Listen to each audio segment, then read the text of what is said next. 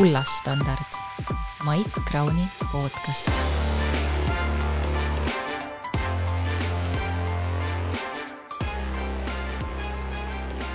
Tere hea vaataja ja kuulaja, täna on eetris Kullastandardi 19. saade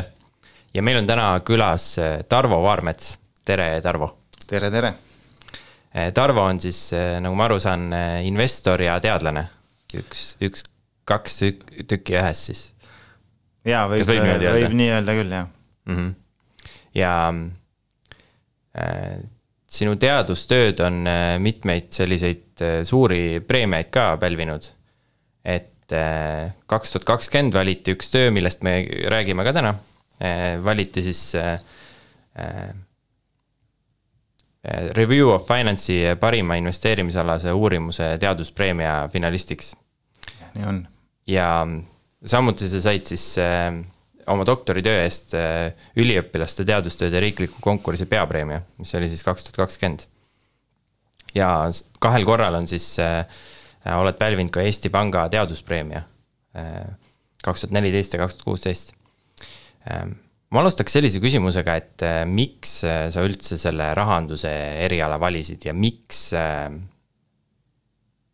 just teaduse kaudu? Miks mitte samamoodi nagu need populaarsed investorid on, et kirjutavad raamatu ja teevad blogi ja siis hakkavad rääkima nendest asjadest. Miks just teaduse kaudu ja miks rahandus? Kuidas sa kirjutavad raamatu ja siis pärast hakkavad ise investeerima? Et kõigepealt kirjutavad investeerimist? Osad teevad ka niimoodi, jah. Okei. Aga jaa, tegelikult eks see on olnud selline teekond, et ega ma alguses kohe näilda rahandust valides, ega ma ei teadnud, et see teaduseni välja jõuab, et esialgu kus ta tuli, oli see, et tegelikult ma õppisin infotehnoloogiat, läksin ülikooli õppima ja siis mul oli ühiselamus üks naabritoas oli üks poiss, kes investeeris või ostis aktsiaid, eks, ja sealt see huvi nagu hakkas kerima ja lõpuks sealt see keris piisavalt suureks, et ma nii-öelda siis vahetasin eriala, kuigi ma seal IT-erialal ei jõudnudki eriti ennast nii-öelda sisse töötada, eks. Aga miks ta nagu mind paelunud on ja siiamaani paelub, sest minu jaoks on selline nagu hästi mänguline nagu see rahandus ja eriti finantsturud, et mulle meeldib ikka paralleeli tuua, et kui selline monopoli mängu kõik teavad, et selline rahamäng, et see on nagu mäng, aga selline, ütleme, finantsturgudele investeerimine, et see on nagu, ütleme siis päris elu mäng, et päris rahaga mäng, eks monopolis on mängurahaga, aga seal finantsturgudel on päris rahaga, et selline mänguline, hästi komplitseeritud, ma ütleks hästi palju erinevaid aspekte, hästi huvitav ja seda õppimist nagu ka paljudel muudel erialadel ilmselt on elu lõpuni seal, et selles mõttes, et ega seal valmis investoriks ei saa kunagi. Kas suhtud kogu ellu niimoodi mänguga, mitte ainult sellesse erialasse, et kas kogu elu võiks olla nagu mäng? Ma arvan, et mõnes mõttes võib ilmselt kogu elu vaadata mänguna, nagu strateegia mänguna, eks, et sa teed mingeid otsuseid ja jõuad kuhugi ja sead omale eesmärke ja jõuad kuhugi ja miks mitte, et seda paralleeli tõmmata. Kummaks sa ennast rohkem pead, kas teadlaseks või investoriks? No see on ka keeruline küsimus selles mõttes, et ma isegi ei tahaks neid võib-olla edetabelit teha, aga ma ütleks, et ma olen selline teaduspõhine investor, ja ma ütleks, ega see investor ei ütle ka, mis on nagu hea uudis, et investor ei ütlegi enam Eestis enam väga palju inimese kohta, sest et meil juba otseselt on neid juba üle 100 000 kindlasti ja kaudselt, kes siis läbi pensionifondide investeerivad juba 100 000, eks, et see mõttes sõna investor nagu väga palju võib-olla ei räägigi inimese kohta. Aga see teaduse pool, et eks ta intensiivne teaduse pool oli ikkagi minul sinna seal doktorantuuri jäi, aga pärast seda ka ikkagi praegugi meil üks artikkel siin on tegemises, et pärast seda ka ikkagi olen veel tegelenud edasi, et siis jah, ma ütleks selline teaduspõhine investor ja tegelikult eks ongi mingid muid aspekte ka mul, et mis mulle teha meeldib, et pigem jah, inimene, kes teeb neid asju, mis talle teha meeldib. Mis töö see on, mida sa praegu teed, et mis see teadustöö, et mida te uurite praegu? austas me uurime ikkagi Tallinna börsi investorite andmete pealt, see oli ka tootluse põhjuseid täpsemini siis, et jah, sellega lähme varsti ühele konverentsile ja siis vaatame edasi, aga ta on jah siuke, ütleme siis protsess või tegemise käigus alles. Räägiks selle rahanduse või siis majanduse kontekstis nagu tervikuna, et millised need teooriad või paradigmad või maailmavaated on, millest sa ise lähtud? Mida sa usud selles valdkonnas? Ja kui niimoodi laiemalt vaadata, siis ma olen ikkagi sellise vaba turumajanduse vaatega, et võib-olla sinna Adam Smithi koolkonna poole, et kes siis rääkis nähtamatu käest ja nii edasi, et turg enam-vähem võiks ikkagi ise toimida, et kuigi mingites aspektides ikkagi ma olen nõus, et riik võiks ka natukene või peaks või tuleks kasuks, kui riik natukene kaasa utsitaks vähemalt esialgu, et mingid valdkonnad võib-olla on, kus erasektor näiteks ei taha, see ei ole erasektori jaoks kasumlik või on liiga kõrged riskid, eks, et ja siis võib-olla nendes kohtades riik aitab kaasa või isegi on mõistlik, kui ta kaasa aitab neid riske siis ta võtta ja sealt võib kujuneda lõpuks, kui erasektor aru saab, et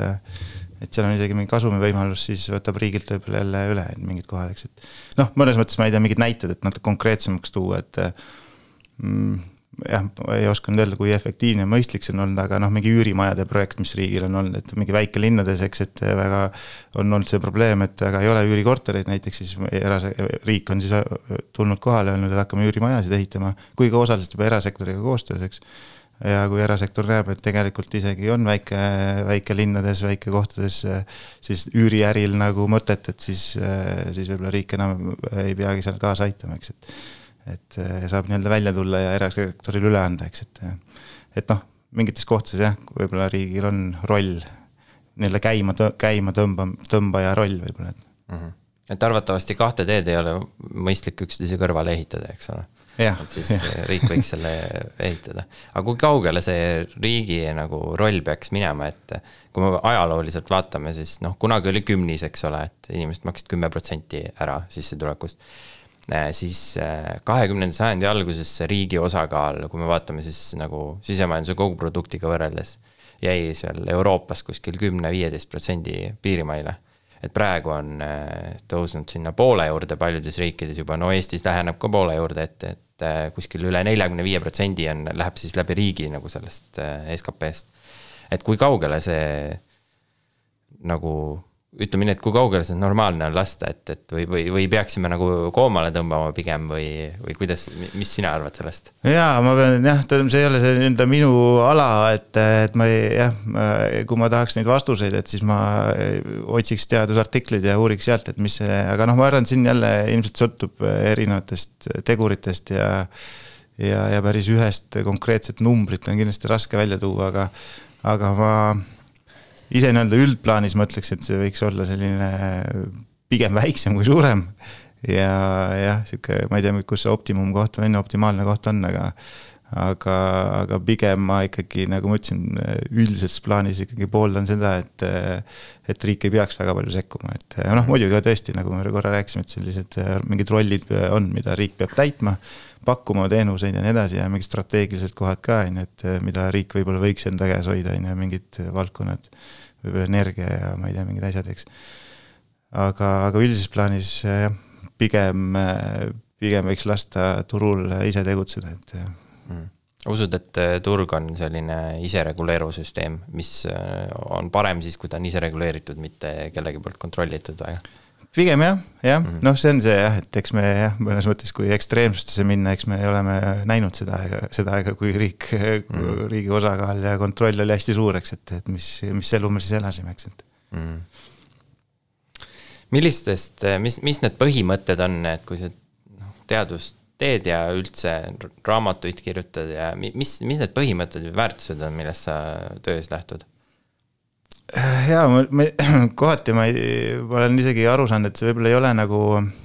isegi positiivne omadus on see, et ma ikkagi üsna selline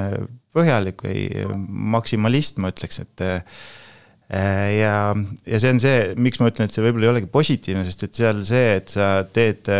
mingi tasemele, mõistliku taseme ära, eks, et sa saad üsna aja efektiivselt seda teha, aga kui sa nüüd tahad nagu nii-öelda teha hästi, väga-väga hästi, siis see aeg, mis sa paned selle nii-öelda natuke paremaks saamisele või hästi vähe paremaks saamisele, see on ikka päris suur, eks, et noh, näiteks raamatute kirjutamise poolest, et eks, et noh, võiks ju teha nii, et kirjutad käsikirja valmis, annad keeletoimetajale ja ongi tehtud, eks, et aga noh, ma loen mingi 7 korda veel üle ja igat sõna ja igat lauset nagu kipun nagu nii-öelda üle mõtlema ja eks see võib-olla tuleb ka teadustööde kirjutamisest, et teadusartiklite puhul on täpselt nii ongi, et iga sõna on väga tähtsa kaaluga, kui neid kuskil teiste teadlastega arutada teadusartiklid või konverentsidel nii-öelda esitleda või kui retsendeni neid loevad, siis nad küsivad põhimõtteliselt võivad küsida iga üksiku sõna kohta, et kuule, see sõna siin ei ole päris õige ja nii edasi, et sa pead väga kaalutletult seda tegema, et see on võib-olla see pool, mis on nagu see omadus, et üks väärtus, ehk siis see väärtus töös, et teha head kvaliteeti ja ma võib-olla tõen ka ühe teise näitle, et nagu doktorikraad, eks, et nagu sa korra mainisid, et minu doktorikraad või doktoritöö valiti siis riiklikul üliõpilasteadustööde konkursil peapreemia vääriliseks, et see oli üsna suur tunnustus ja mõned on isegi minu doktoritöö kohta öelnud, et see on Eesti läbi aegade majandusala üks kas kõige parem või kõige tugevamaid doktoritöös üldse, eks, et selles mõttes, ja see näitab ka seda, millest ma räägin, seda kvaliteeti, aga ma ütleks, et ma oleks saanud selle doktorikraadi, ütleme siis oluliselt väiksema ajaga kätte. Ma arvan, et minu üks artikkel seal doktoritöös oleks võinud olla juba see ajamaht, mis see panin, oleks võinud ollagi doktorikraadi vääriline, aga neid artiklid oli seal 3,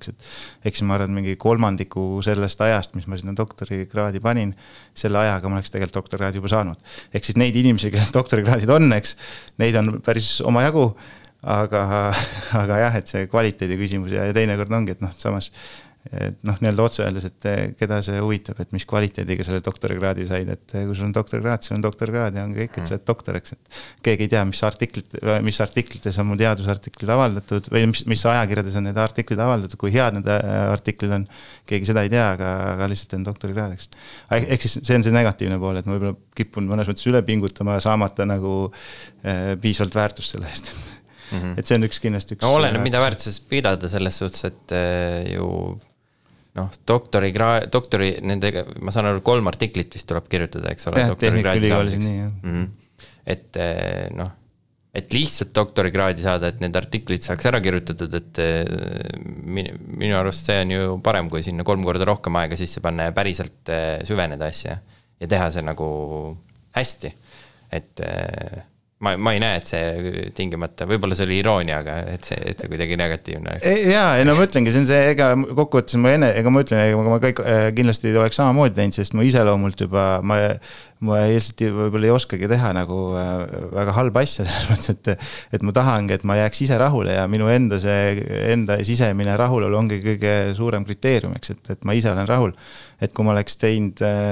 niimoodi nagu üle põlve neid natukene ja oleks ikka doktorikraadi saanud, et ma olen tagantjärgi, ma ei oleks nagu sellega rahul olnud,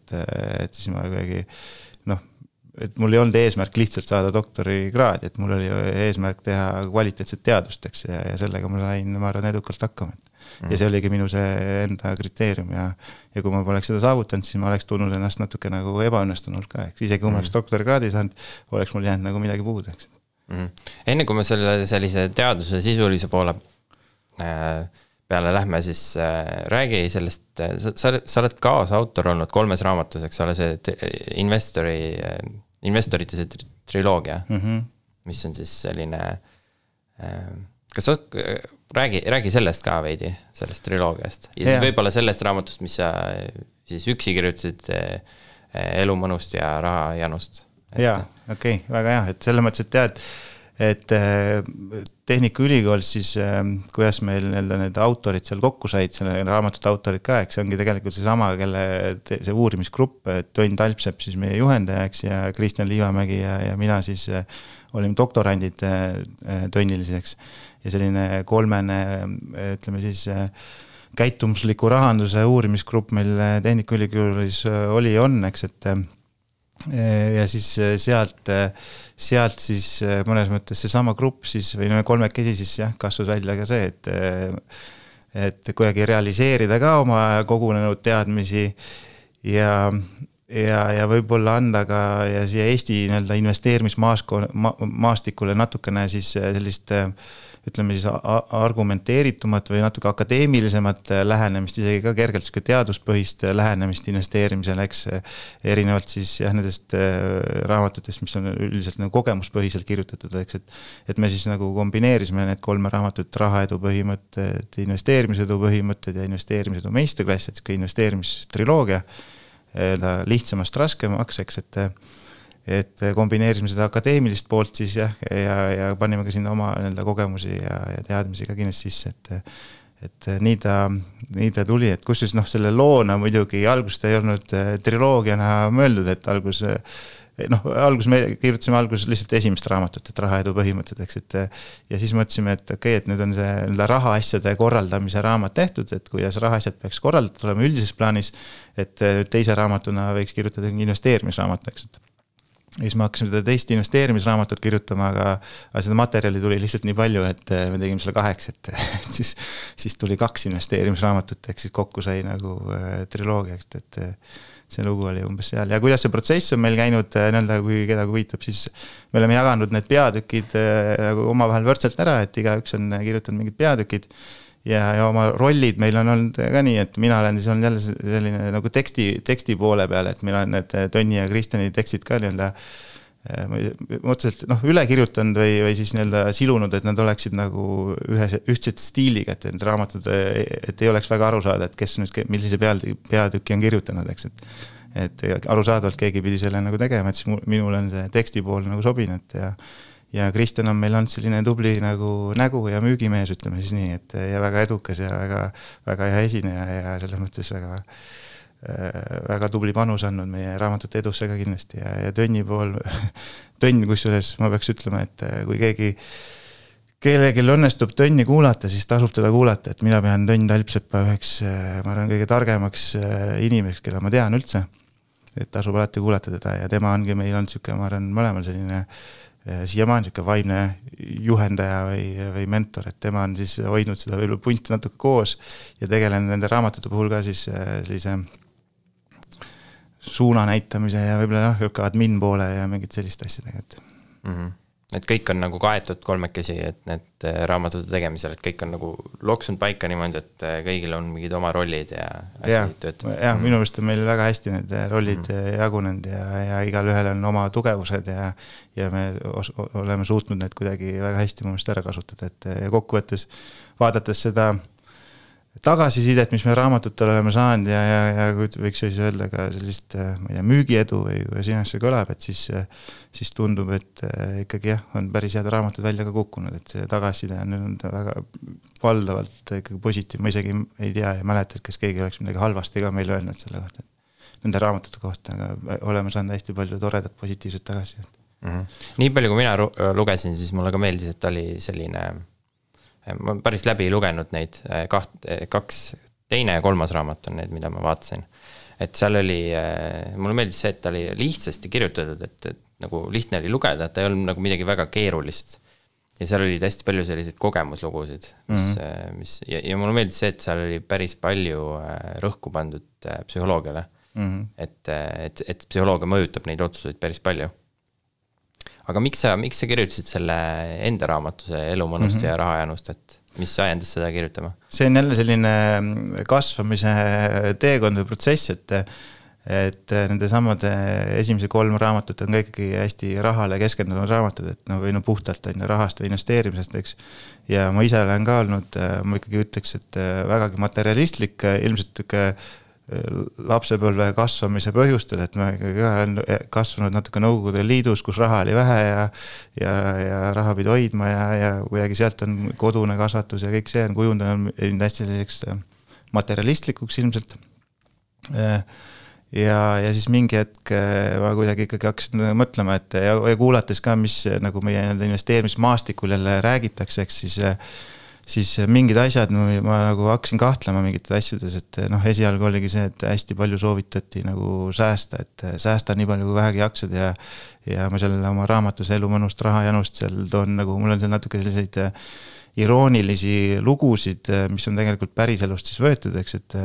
et on ka näiteid, kus seal on keegi, kes säästab näiteks 90% oma sissetulekust, et kuidas ta seda teeb ja kas see, et see, kuidas ta elab siis tänu selle, või selle tõttu, et kas see on elu, või siis need näited, et kui vahepeal neid või ma ei tea, võib-olla siiamaani, et hästi palju nagu inimestele meeldis ikka välja öelda, et kui suur on portfell või hästi palju ajakirjanikud tahavad seda küsida, et kui suur su portfell on. Esiteks ma ütleks, et see sõltub sellest, kuidas sa mõõdad seda, et need summad või numbrid, mis välja öeldaks, need ei ole ju omavahel võrreldavad tegelikult, et nii edaseks, aga siis see pani mind ikkagi ka mõtlema, et aga huvitav, et mõni ütleb, et 500 000, mõni ütleb 1 miljon, mõni ütleb 2 miljonit, eks, et siis ma mõtlesin, et aga huvitav, kus see koht on, et nagu, kus on nagu piisavalt, et kui palju siis vaja on, et kas see, kellel on 1 miljon või selle, kellel on 2, et kas tal on siis kuidagi elu läheb paremaks või nii, ja eks siis need küsimused, mis mul tekkisid, eks, et enda jaoks, võib-olla keskealisele mehele omaselt ka, et mis on elus tähtis, eks, et siis ma hakkasingi jälle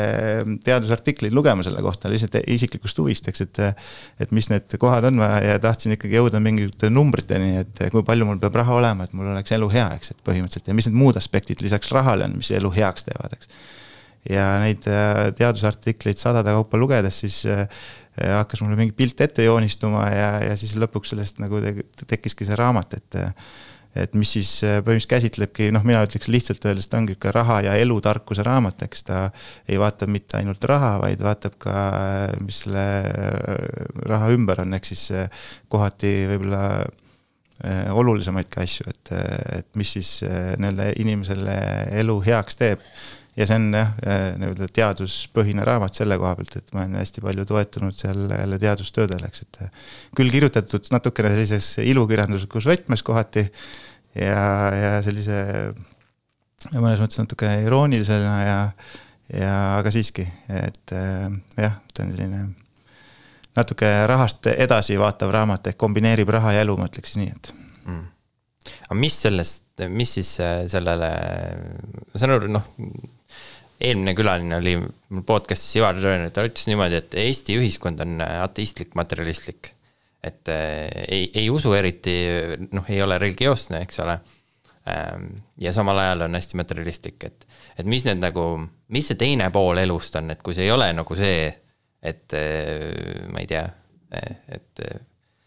millessegi ei usu ja kõige olulisem on see, et sul oleks piisavalt raha või materialismi saab ka muud moodi defineerida, eks ole. Aga mis see teine pool siis on?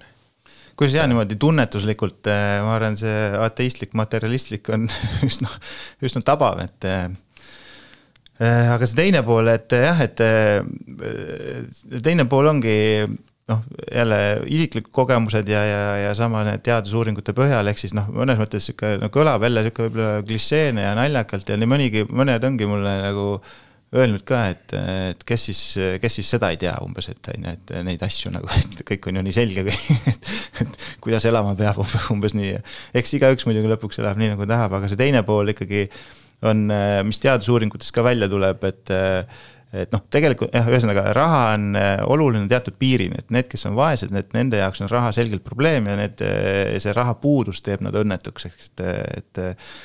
ja sellest tulenevalt ma arvan, et eks see, miks eestlased materialistlikud ongi see, et me lihtsalt tuleme, meie ajalooline kontseptsioon on selline olnud, et me tuleme Nõukogude Liidust, eks, et me olimegi vaesed ja me oleme pidanud hakkama seda kuidagi üles ehitama, seda elu, eks, ja arusaadavalt, kui sa oled vaene, siis sul ongi raha hästi tähtis, eks, see on mingi 90-ndates areng ja see on meil, ma arvan, siiamaani natuke sees, eks.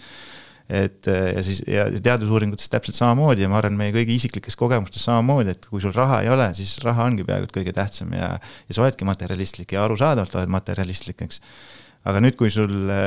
juba raha on natukene, eks, ma võiks öelda, et eestlastel keskmiselt juba on raha, et Eesti kvalifitseeritakse isegi nagu rikkaks riigiks, eks, et meil riigina ja eestlastena üldiselt juba raha on, eks. Et ma ütleks, et enam, kui sul teatud tasemel oled saavutanud elamisväärse taseme, võib siis öelda, eks, et siis enam ei peaks olema nii materialistlik, et siis võiks seda hoogu maha tõmmata ja ikkagi see fookuse keerata siis nendele muudele asjadele ja mis seal teadusest siis välja tuleb ja ma arvan inimeste enda kogemused ka, et midagi üllatavat mõnes mõttes ei ole, eks, et üks kõige olulisem punkt on, ütleme siis, kui sul seda raha on, nagu ütleme siis piisavalt, ongi suhted, ehk siis kuidas inimestega läbi saad ja ju suhete kvaliteet, eks, et sul suhted lähedastega, sõpradega ja tegelikult suhtlemine ise ka. Et ma ise ka pärast neid teadusuuringuid lugedes, et ma muidugi sain aru, et sõpradega on tore olla, perega on ka tore ja pere on tähtis, sellest sain aru. Ma isegi nii väga ei mõelnud, kui palju tegelikult annab lihtsalt tuttavatega suhtlemine või kusagil üritustel suhtlemine, et tegelikult see on ka väga tähtis, et jah, see suhted ja suhtlemine on üks pool ja kindlasti järgmine asi ei ole üllatav, on terviseks, et tervis oleks korras, et arusaadavalt, kui siin kohal on nii füüsiline kui vaimne terviseks. Ja lisaks siis jah, eneseareng on tähtis, et sa nagu kuidagi liigud kuhugi või arenedeks, et see tuleb teadusuuringutest välja, on siuke oluline komponent. Ja lõpuks ma ütleks siis jah, endale ka aja andmine või siuke mina komponent ka, et ma ise mõtlesin sellise lühendi ka välja nagu STERM, ehk siis ongi, et suhted, tervis, enesareng, raha ja mina nagu on siis nagu, kui need esimesed tähed kokku panna, STERM, et siis jääb lihtsalt meelde, et sellest ma ise olen nüüd lähtunud, et see fookus peaks olema neil kõigil, tasakaalustatud fookus, mitte ainult siis ühel, nagu näiteks raha, eks, ja sellepärast ma selle raamatus ka ütlen,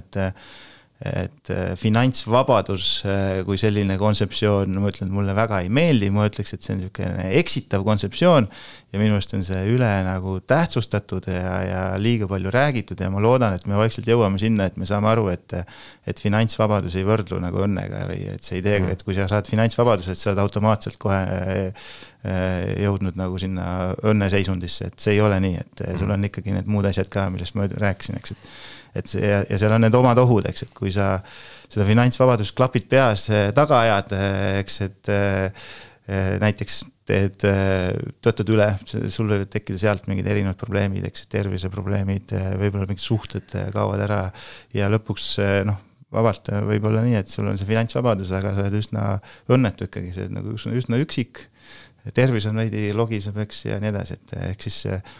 ehk siis minu vaade ja minu sõnum ja teadusuuringute põhine selline sõnum ongi see, et pigem peaks vaatama, hoidma ükest mõõdukust ja vaatama sellist tasakaalustatud elu, mitte siis konkreetselt mingit üht aspekt, et see on selline, ma ütleks, parem eesmärk on selline tasakaalustatud elu eesmärk, ehk siis STERMi, et igale elu aspektile anda mingi oma kaal, mitte siis üle pingutada mingit ühte valdkonda, et see kehtib ka muude, mitte ainult raha kohta, aga samamoodi, et kui sa tervise peale liiga palju rõhuma hakkad, ainult tervist näed, sead selle ainult oma eesmärgiks, ehk siis hakkad kõvasti sporti tegema ja sööd hästi tervislikust ja ega see ka, ma arvan, väga hästi su elu kvaliteedile mõju, et tegelikult elu on natuke laiem kui mingi kitsas valdkond. Ja paljud asjad taanduvad sellele, et tasakaal oleks asjade vahel. Just. Et ei oleks üks liiga ületähtsustatud, aga selle finantsvabaduse puhul ma kardan, et inimesed peavad finantsvabaduse enne saavutama selleks, et nad aru saaksid sellest, et selle... Nõus, jah, sellega kuidagi on nii, et see on see vana hea, et rikkad inimesed kuidagi ütlevad, et raha ei ole tähtis. Nad ütlevad ka õigesti, nende jaoks ei olegi enam tähtis, nendel on see piisav summa olemas ja nendel ei ole vaja rohkem juurde saada, et kui sul on 1 miljon ja sa saad, ma ei tea, 100 või 200 000 juurde sinna miljonit tegelikult see ei muuda mitte midagi. Osad isegi ütlevad, et see on nagu skämm, see edukultus, et saad rikkaks, et siis on nagu kõik hästi. Natuke, ma ütleksin, ma võib-olla nii otseselt võib-olla ei ütleks, aga veidi nagu, skämm on võib-olla see, et nagu sa nagu tahtlikult teed seda, et ma usun, et inimesed, kes seda nii-öelda räägivad, ma olen ise ka finantsvabaduse poole nii-öelda püüelnud ja nagu ka rääkinud, nii-öelda ka seda tähtsustanud, eks, et ega sa ise usud ka sellesse ja inimesed ka, kes räägid, usuvadki sellesse, aga ma ütlen, et lihtsalt, ja see ei ole selles mõttes, ta ei ole halb eesmärk, et ta on muidugi, ta on okei eesmärk, aga sa pead lihtsalt aru saama, et see ei tee sind üksinda õnnelikuks, et ta võib olla selline teisene eesmärk või ütleme selle tasakaalustatud elu üks eesmärke siis, eks, et mitte peamine, aga selline teisejärguline eesmärk, et täitsa okei nagu, et võib seda eesmärgiks seada küll, aga mitte ekslikult arvata, et see nüüd teeb sind õnnelikuks või see toob sulle hea elu, kui sa finantsvabadus saad, et see on nagu, see on see sõnum, mida võib-olla me vähe räägime. Ja veel kord, et seal on mingid ohud ka, et tõesti, kui sa oled tavaliselt, kuidas inimesed on 20. eluaastates hakkad elama ja kui sa siis võtad selle finantsvabaduse endale pähe, eks, ja siis kulutad oma 20–35 näiteks kulutad selle eesmärgi saavutamisele aega, eks, et töötad hästi palju näiteks ja pöörad selle tõttu siis vähem tähelepanu oma tervisele ja suhetele näiteks, siis oled 35 saada finantsvabaduse kätte ja tegelikult sa oled kaotanud, ütleme, elu peaaegu parimatest aastatest väga olulise osa, eks, et tagantjärgi vaadates, kas sa tegelikult tahaksid seda teha või ei taha, et sa ei saa seda tagasi, et seda aega, et siis jah, et see on niisugune jah, ei ole halb eesmärk, aga ma ütleks, et niisugune tasakaalustatud elu eesmärk on parem lihtsalt, et jah. Mul tuli kohe meelde selle jutu peale see Harvardi see pikaajaline uuring, kus oli siis, mis ta on kestnud alates juba 40-ndatest vist. Et tõenäoliselt saad ka kursis sellega, et see, mis on leitud, on see, et see kõige olulisem on kvaliteetsed suhted. Et ja mis veel on leitud, võib-olla sina tead paremini seda piiri, aga nii palju, kui ma olen lugenud ja kuulanud erinevaid inimesi, siis öeldakse, et see piir nagu USA-s umbes, kus see siis sinu nagu enesetunnet ei mõjuta, palju sa teenima pead, siis see aastane piir on kuskil $100,000 vist oli. Et kui Eestisse ostujõu alusel see üle kanda, siis see ongi kuskil 50–60,000 aastas äkki umbes. Jah, no mina seal raamatus ka, et USAs need uuringus mina nägin,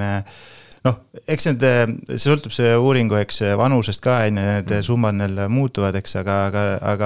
aga mis see nende üldine sõnum, mis Eestis ei ole neid uuringuid tehtud, et ma lähtusin ka USAs elumõnust rahajanust raamatus ka sellest USA uuringust, et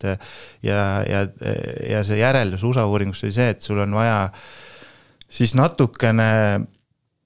natuke üle keskmise, ehk siis, et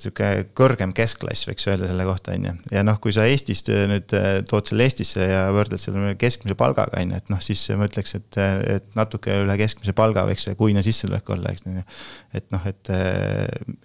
ja päeva lõpuks see on statistiline keskmine, eks igale inimesele omamoodi, aga põhimõtteliselt, mis selle mõte on ja täitsa loogiline mõte, ongi see, et sul on nagu selline inimväärne elu olemas, eks sul on oma kodu ja saad normaalselt süüa osta ja saad, ma ei tea, paar korda aastas reisimas käia, et sul on sa ei pea nagu selles mõttes raha pärast muretsema, et sa ei saa toitu osta või mingid asjad jäävad tegemata, et sa saad kinos, teatris natuke käia ja tavaline, ütleme, keskklassi või natuke üle keskklassi elu, eks, ja sealt alates on siis jah, see piir, kus need uuringute järgi ka, et enam raha ei mängi nagu erilist rolli, et kui sa saad siis sealt natuke veel rohkem raha, et selle kasutegur on juba päris väike, et või See on huvitav, et tegelikult see tajumine, et kas sa oled nüüd rikas või kus sa nagu asetsed, põhineb tegelikult ju analoogiatel, et see ainult võrdlustel. Et kui me võrdleme praegu keskmist inimest või isegi nagu madala sissetuleku inimest, siis see elab nagu kordades paremini kui 18. sajandil keegi. Et kui sa tõstad ennast praegu, ma ei tea, keskmise palgaga Google 18. sajandis ja praeguse tehnoloogia, kus me praegu oleme, siis sa oled, ma ei tea, 0,1% seas. automaatselt. Ja see ongi täpselt, see on niisugune, ma olen ise ka selle peale mõelnud, selline inimeste psühholoogiline asi, see on see natuke selle naabrist parema efekt, eks, et me võrdleme üldiselt sellise keskmisega ja me tahame olla natuke paremad kui keskmine, et siis me tunneme ennast hästi, et jah, ja nõus, ma olen ka selle peale samamoodi mõelnud, et tegelikult, et lihtsalt enda vaimse tervise huvides ka, et ma pidevalt tuletan endale meelde, et ma elan ikkagi jube hästi, et tõesti nagu võib-olla paarsada aastat tagasi paremini kui kuningad on ja mingi mõnisada aastat tagasi näiteks on, et ja noh, nagu mulle meeldib ka see ütles, me ei ole kunagi nii hästi elanud, nagu me praegu elame, et ma usun sellesse, et tõesti ja mulle jah, meeldib ja soovitan teistel ka, et vahepeal nagu meelde tuletada, et kus me elame, kuidas me elame ja võrrelda ennast siis noh, see ja mõelda ka selle peale, kuidas osad inimesed üldse elavad, kes noh, ma ei tea, maailma mõistiseks, et nagu ma ütlesin, Eesti on tegelikult rikas riik, kui palju maailmas on riike ja rahvaid, kes elavad meiega võrreldes ikka väga halvasti, eks, et ja Eestis endas ka, et miks mulle mõnikord meeldib vaadata neid selliseid, ma ei tea, kuidas nimed tõsielu saateid televiisorist, ma küll vahepeal noritakse mu kallal selle pärast, aga siis see tuletab ka mul meelde, et tegelikult hästi ma elan, et mul ei ole nagu mingit põhjust nagu tegelikult kobiseda, et jah, tõesti. Et kui vaadata, võrrelda nagu Eesti nagu keskmist palka või noh, isegi alla, ütleme mediaanpalka, et siis noh, kui ülejäänud maailmaga võrrelda, kogu maailma populatsiooniga, siis noh, arvatavasti sa oled seal 5 või 10% seas nagu, kes kõige paremini elavad, et see noh. Ja Aasia ja Afrika on ja ma mõtlesin seda ka, et kuna ta põhineb analoogiatel see rikkuse mõõtmine nii-öelda sul nagu mentaalsuses, siis kas see ei või olla põhimõtteliselt see, et inimesed ei taha nagu tingimata raha või finantsvabadust, vaid on tahavad staatust? Ja, see on ka üks tõsi on, et sama asi, see sealt teadusuuringutest ka samamoodi jälle tuleb natuke välja, et selline see sotsioökonoomiline staatus või selline, see on ka inimeste jaoks nagu tähtis jah, et kuidas teised inimesed nagu hindavad põhimõtteliselt sind, et jah. Ja kuna materialistlikus ja ateistlikus nagu ühiskonnas, kui sul on materialistlik ühiskond, siis materialism paneb staatuse paika, mitte mingi muu asi. Et see ei ole nagu alati niimoodi olnud, et materiaalne jõukus paneb staatuse paika, on nagu täiesti muud asjad olnud muudes ühiskondades, ma ei tea, kuskil Ladina-Ameerikas ja niimoodi, et see ei ole alati olnud selline põhiline asi, et ta on meie ühiskonnas niimoodi. Nõus, et see on niisugune mõtlemise teema, et meie hindame hästi, kuidagi üldiselt vaatame nagu alt üles nendele, kes on nagu rahaliselt edukad, eks. Et ja kuidagi neid hästi nagu toome esile, aga minust väga ei paista välja võib-olla, kes need inimesed, kes on nagu vastupidi muudele aladele edukad, et võib-olla jah, ma ei teagi, kuidas neid nagu mõõta, aga põhimõtteliselt jah, et jah, kes on oma eluga rahul, eks, et kes on suhetes hästi head, kes teevad võib-olla isegi teenimatult vähe on selliseid, kes nagu hea tegijaid, me natukene oleme vaatanud, mingid mõned saated on, mingi Eestimaa uhkus vist ja sellised, kes tegelikult teevad väga palju teiste inimeste jaoks on ja tegelikult noh, selliseid inimesi ma arvan, oleks mõistlik oluliselt rohkem tähtsustada ja esile kutsuda, mitte see, et meil palju meedias on jah seda, et kui palju keegi teenib ja rikaste topp ja nii edasi, et täpselt, ja see on see jah, siuke mõtlemise teema tegelikult. Kuhu võiks asetuda sellise, sa rääkisid sellest termist, eks ole? Et kas selline inimese vaimne või nagu selline laetud sõna esoteeriline valdkond, kui palju sina sellega kokku oled puutunud ja kuhu ta võiks selles valemis asetuda, selles termis, millest sa rääkis? Esoteeriline, mida siis täpselt? Ütleme nii, et vaimsus nagu inimese, no nagu selline, ütleme nii, et mingisugune sügavam hingeline pool. Kuhu see asetub seal? No selline, ma arvan, et see, kui ma nüüd õigesti aru saan, siis see on enam-vähem ju see, kuhu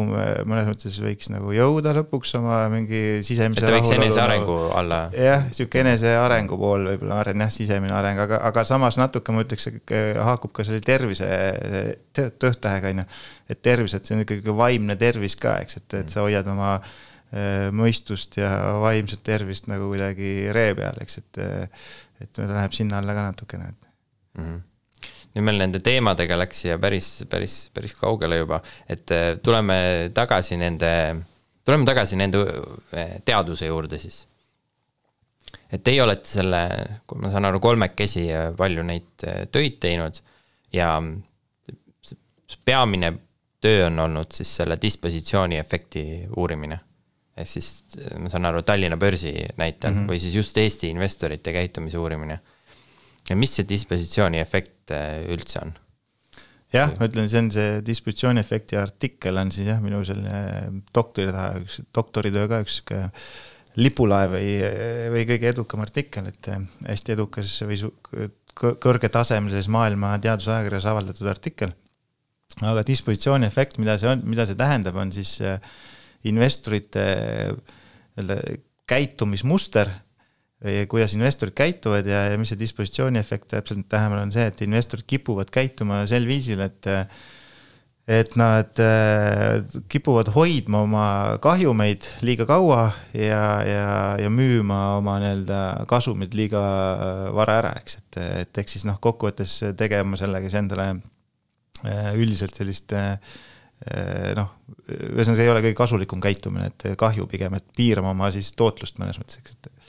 et sa lased kahjumitel joosta ja võtad kasumid liiga vara välja, eks, et kuigi selle asemel, et siis lasta siis aktsiahinnal tõusta, siis sa müüd selle poole tõusu peal ära põhimõtteliselt, et see on siis dispositsiooni efekti olemuseks. Kas sellel on mingid analooge nagu nii-öelda sellist tavaelust ka,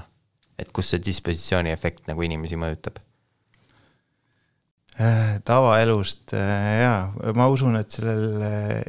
tegelikult on küll, et see, millel see dispositsiooni efekt nagu põhineb, mis selle idee taga on, see ongi selline, ta ei tulegi otseselt esmalt, kus see nagu välja kasvas, on Kahnemani ja Tversky uurimustest,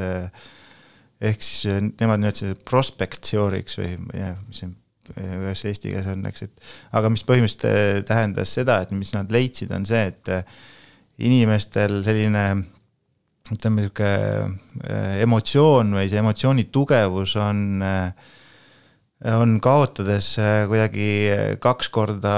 suurem või mingit valu tundes on ühest 2,4 korda isegi, kui täpselt mäletan, ühesõnaga oluliselt suurem kui see võitmise emotsioon, et siis inimesed ei taha tegeleda selliste probleemide ja kaotustega ja aga nad palju lihtsamini on valmis siis võtma nagu mingid häid uudisid ja sellised võite vastu, et kui nüüd siit edasi mõelda, kuidas elus võiks olla, et siis võib-olla me näiteks ignoreerimegi tihtipeale mingisuguseid probleeme, millega me peaksime tegelikult tegelema, sest me lihtsalt ei taha, kuna see meie jaoks valus emotsionaalselt või mingi ühel või teisel viisil, eks, et me ei taha endaga tegeleda, lükkame nad kuhugi vaiba alla aga samal ajal, kui meil läheb hästi, siis me oleme rõõmsad seda jagama ja kuulutama ja nii edasi. Aga et kui hästi läheb, siis tunned ennast pool tundi või tund aega hästi ja siis nagu läheb ära, eks ole. Et need on küll mingil määral nõrgemad, jah. See on nagu tajutav, et positiivsed asjad nagu nõrgemad. Ja negatiivsega saab pikemalt nagu seda kedrata ka, et teda on võimalik nagu pikemalt kedrata. Aga mis see nagu, kuidas see Tallinna börsi investorite seas nagu välja tuli siis sellest uuringust, et mis sellest uuringust välja tuli? See on jah selline huvitav fenomen, et üldse, et tegelikult üldiselt üldse investorite käitumine nagu ei sõltugi väga nagu sellisest rahvusest näiteks, eks, et ütleme, see Eesti investorid käituvad üsna sarnaselt kui näiteks USA investorid või ma ei tea, Iisraeli investorid, kes iganes, eks, et samamoodi see dispositsiooni efekt on levinud erinevates riikideks, et see ja Tallinna börsi samamoodi, et Tallinna börsi samamoodi tuli välja, et niimoodi üldisel tasemel, ehk siis kui me võtame kogu investorkonna, siis täpselt samamoodi ongi nii, et see keskmiselt investorid kipuvad neid kaotajaid alles hoidma ja võitjad liiga vara ära müüma. Aga sealt edasi minnes, et me siis uurisime, kuidas selline haridustaust ja erialad mõjutavad seda dispositsiooni efekti, et kes on nagu rohkem mõjutatud, kes vähem, et näiteks tuli Eesti puhul siis välja, et sellised reaalteaduste investorid on vähem mõjutatud kui humanitaarinvestorid ja samamoodi haridustaseme mõttes, et selline, mida kõrgem haridustase või kõrgharidusega investorid siis on vähem mõjutatud ja ütleme siis madalama haridustasemega rohkem mõjutatud. Ja mis tegelikult meie selle uurimuse ka võib-olla kõige huvitavam leid või ma arvan, et miks ta nagu sinna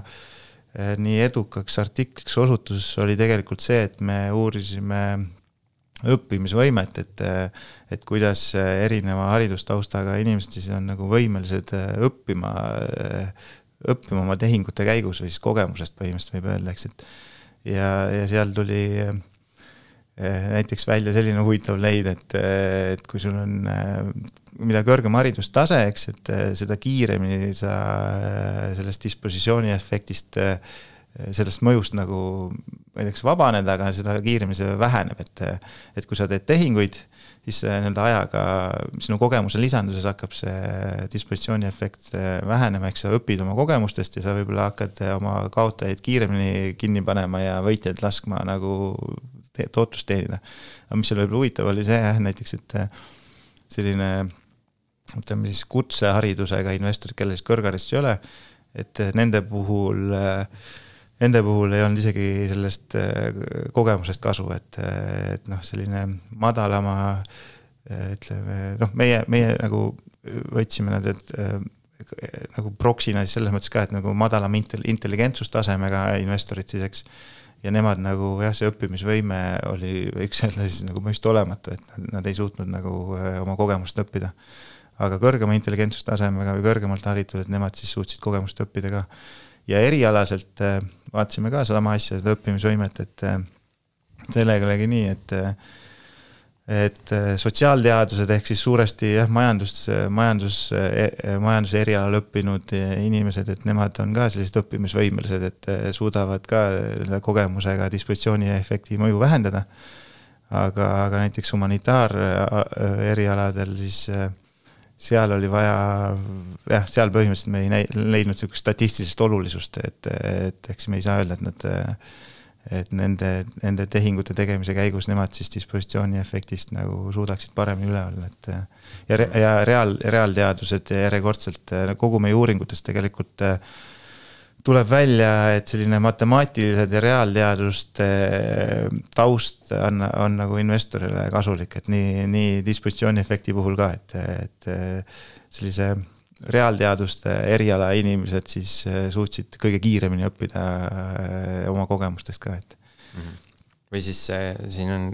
mul on siin kirja pandud keemia, füüsika, bioloogia või IT olid need valdkonnad. Et tundub, et ta on nagu,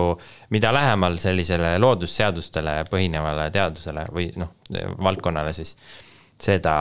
suurem see efekt on, et inimesed saavad aru või õpivad sellest oma vigadest. Seal töös oli see ka kirjas, et Tallinna börsil mõjutab dispositsiooni efekt naisi rohkem kui meie. Miks see niimoodi on? Jaa, selles mõttes on see huvitav, nagu, et seal on nagu aspekte, millele mõelda, et ühelt poolt on tegelikult keskmiselt võib öelda, et naised üldiselt kipuvad nagu saama paremaid tulemusi, tootlusi, eks, et ja samal ajal on nad dispositsiooni efektist rohkem mõjutatud, et aga see üldine põhjus tundub olevat ikkagi seal, et mehed lihtsalt kauplevad palju rohkem, ehk siis ostavad, müüvad rohkem ja siis ongi see, et nad, kui nad on kahjumispositsiooni oma aktiivse kauplemisega pidevalt kinni panevad ja uue kahjumispositsiooni asemel võtavad, piltlikult öeldes, et siis sealt see tuleb, et sellega nad vähendavad küll dispositsiooni efekti, aga väga võib-olla ei aita kaasa oma tootlusele, et kui sa asendad oma ühe kahjumliku positsiooni teisega. Või siis maksad teenustasudeks. Ja maksad teenustasudeks, et üldiselt maailmas ja siiamaani on üks oluline põhjus, miks naised paremat tulemusi saavutavad, on tõesti need teenustasud, eks, et Eestis meil Balti turgudel teenustasusid ei ole, aga samas ikkagi, kui sa kuskilt välismaa maakleritelt või välisturgudelt ostad, siis ikkagi maksad teenustasusid ka ja sööd sellega oma tootlust, eks, et ja kui mehed palju kauplevad, siis teenustasud vähendavad ka nende tootlust, ja naistel siis nemad rakendavad rohkem niisugust osta-hoia strateegiat ja kauplevad vähem, eks. Aga miks nad vähem kauplevad? Noh, vaata, see on ilmselt jälle siuke psühholoogia teema, et ma arvan, see tuleb, ma isegi mõtleks, et võime minna tagasi sinna kiviaeda ja koobaste juurde, et kus siis naised hoidsid kodu ja mehed käisid jahil ja võtsid riske ja pidid elama võib-olla natuke sellist äkilisemat elu, et ja naised siis koduhoidjatena oli võib-olla vähe rahulikumas keskkonnas, et umbes sealt see tuleb, et nad on naised oma olemuselt, keskmiselt on ütleme alalhoidlikumad, nad otsivad vähem riske, mehed, näiteks börsil ka, et ikkagi üle 2/3 üldiselt on nagu mehed, isegi üle 70% meie uurimuse järgi ka olid nagu mehed, kes börsil osalevad, et naised esiteks ei tule väga börsile ja teiseks siis teevad nagu võtavad vähem riske ka börsil, eks. Kas see dispositsiooni efekti või see on puhtalt spekulatsioon, et mida sa tead, ma küsin, mis teadus selle kohta ütleb, et kas see võib olla see, et naised kogevad negatiivseid emotsioone tugevamalt või üldiselt? Kui mehed? Jah, kas see võib olla sellest? Ei tea, no jah, seda ma ei tea, seda ma ei oska öelda, et ma ei ole seda kusagilt välja lugenud niimoodi, et on nagu eraldi seda uuritud, et kuidas see negatiivset, aga mingi selgitus justkui võiks olla, et kui võrrelda nüüd naisi ja mehi, et kuidas nemad negatiivseid emotsioone nagu läbi elavad, et võib-olla tõesti, et nad võib tõesti nii olla, aga ma ei oska äkki tasub uurida seda. Näiteks. Siis oli seal veel kirjas see, et me tõime need valdkonnad välja, mida siis mõjutab see dispositsiooni efekt nagu vähem, mis olid need keemia ja füüsika ja et huvitav oli see, et just see sinu valdkond, see rahandus, et selle puhul oli ka see dispositsiooni efekt suht tugev. Miks see niimoodi on ja kas sa oled enda puhul ka märganud seda efekti? Kas sa oled need vead ise nagu läbi teinud? Jaa, ma arvan, et hakates tagantpoolt pihta, et see enda puhul muidugi, et ma arvan, et ega ütlen investoritena, ega keegi sellisest psühholoogiast nagu vaba ei ole ja isegi kui sa teadvustad neid ja üritad siis neid vältida, et ma arvan lõpuni see väga ikkagi ei õnnestu, et minul ka, et ma usun ka, et mul on see ajaga vähenenud, eks, aga ikkagi olen ma kindlasti olnud sellest mõjutatud, eriti täpselt nagu jälle niimoodi alguse poole, eks, et võib-olla ma ise ka tunnetan, et ma enda puhul see toimib tõesti ka, et kogemus on mind õpetanud, eks, et ja ühelt poolt kogemusi, teiselt poolt muidugi nende teadusuuringute tegemine ja lugemine, eks, et ma olen saanud ka kinnitust, et nii praktiliselt kui teoreetiliselt, et jah, nii on. Aga miks see rahanduse erialade puhul just dispositsiooni efekt võrdlemisi tugev on, seal võib see on jälle üks asi, mida sügavamalt võib-olla uurida, aga mis seal võib olla, on see, et ongi selline ka võib-olla selline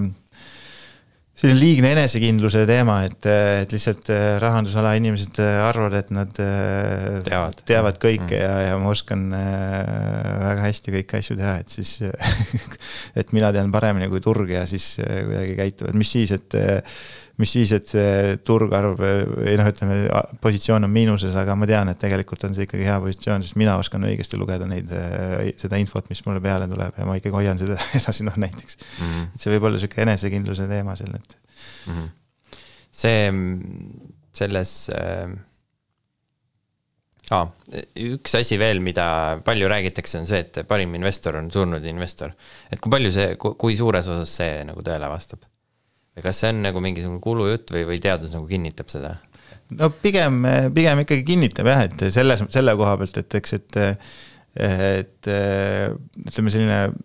see parim investor on siis idee on selles, eks, et hoiab oma positsioone põhimõtteliselt, et ta ei saa midagi teha. Ta ei saa midagi teha, et ta ei tee mitte midagi, eks, et selles mõttes see kinnitab, et mida rohkem, või kui see selline aktiivne kauplemine nagu tootlusele hästi üldiselt ei mõju, eks, keskmiselt, aga selline hoidmine annab nagu parema tulemuse, et siin ongi tehtud selliseid erinevaid uurimusi ja et vaadatud, et ma ei mäletan, mis perioodi 90-ndatel vist tehti, oli see 10-15 aastat näiteks, umbes suursärk selline periood ja võeti siis 50 kõige paremat päeva selle perioodi jooksul, noh kui me ütleme 10-aastase perioodi jooksul peale ja siis 50 parimat päeva, see on väga-väga väike osa, eks. Et kui võeti 50 parimat päeva sellisest 10-aastasest perioodist välja, siis põhimõtteliselt nagu tootlust väga alles jäänudki, eks, et ja nüüd küsimus see, eks, et kuidas me nüüd saame selle 10-aastase perioodi jooksul teha nii, et me need 50 parimat päeva endale kätte saame ja me saame normaalse tootluseks. Et kuidas seda teha, et kas me suudame sellel 50 päeval hommikul või eelmise päeva õhtul osta ja õhtul müüa, on ju. Vastus on see, et ei suuda, eks, et ja kuidas me selle kätte saame, ongi see, et me lihtsalt oleme börsil ja hoiame või istume seal sees ja nii me saame need 50 parimat päeva kätte, eks, et need võidud selle aja, ühesõnaga see, need päevad, mis selle võidu toovad siis või tootluse toovad, need saame ainult niimoodi kätte, et me oleme lihtsalt sees, eks. Ja eks see on nagu statistiliselt ka näha, eks, et kui me kas või majandustsüklite peale mõtleme, siis enamus aega on meil ikkagi ju tõus, eks, et need tõusu, ütleme siis kasvufaasid kestavad ikkagi pikemalt kui langusfaasid, eks, et ja börsil samamoodi, et selle kasvu tsüklid on pikemalt oluliselt kui nende langusperioodid, eks, et lihtsalt statistiliselt ka, et kui sa lihtsalt oled sees, enamus aega sa oled võidus ja vahepeal natuke kukub, aga keskmisena ikkagi saavutad hea tulemuse, eks. Versus siis see, et sa üritad seal midagi ajastada ja siis ei pruugi nagu hästi minna. Ma saan aru, et see põhineb peamiselt sellise USA turu põhjal, et kui Jaapani vaadata, siis Jaapan ületas 1989 aasta tipud alles selle aasta veebruaris. Sa oled inimesed, kes 90-ndate alguses investeerisid seal börsile, et nad olid, nullis olid või kaotuses olid 35 aastat. Et ta vist, USA, ta on hästi, kõik need tootluse numbrid on hästi USA põhised tegelikult. Tallinna börsil on ka päris hea tootlus olnud. Ei ole põhjust arvata, et ta nagu tulevikus väga palju halvem oleks, kuigi meil majanduses praegu nagu kõik hästi ei ole, eks ole. Aga jah, et kui me vaatame maailma kontekstis, siis neid riike on päris palju, kus on ka just valitsemise tõttu on, et aktsiaturgude tootlused ei ole kõige paremad olnud ka pikaajaliselt. Ei, tõsi on jah, et ütleme see teadlaskond ise ka on ju hästi USA-s päris palju, eks, et ma ei teagi statistikat, aga ma ütlen isegi mingi Nobeli preemiad, et ma ei tea, kui palju on läinud USA teadlastele ja kui palju teistel, eks, et lihtsalt USA-s tehakse palju teadust ja kindlasti finantsturgude poolt ka ja lihtsalt on lihtsalt suur turg ja neid andmeid ja on hästi palju, et selle mõttes aru saadav, et päris palju neid järeldusi teadustöid tuleb sealt, eks, aga Jaapan, ma ütleks, et Jaapan on selline huvitav näide kindlasti ja hea näide või jälle hea meelde tuletaja, et kui sa ikkagi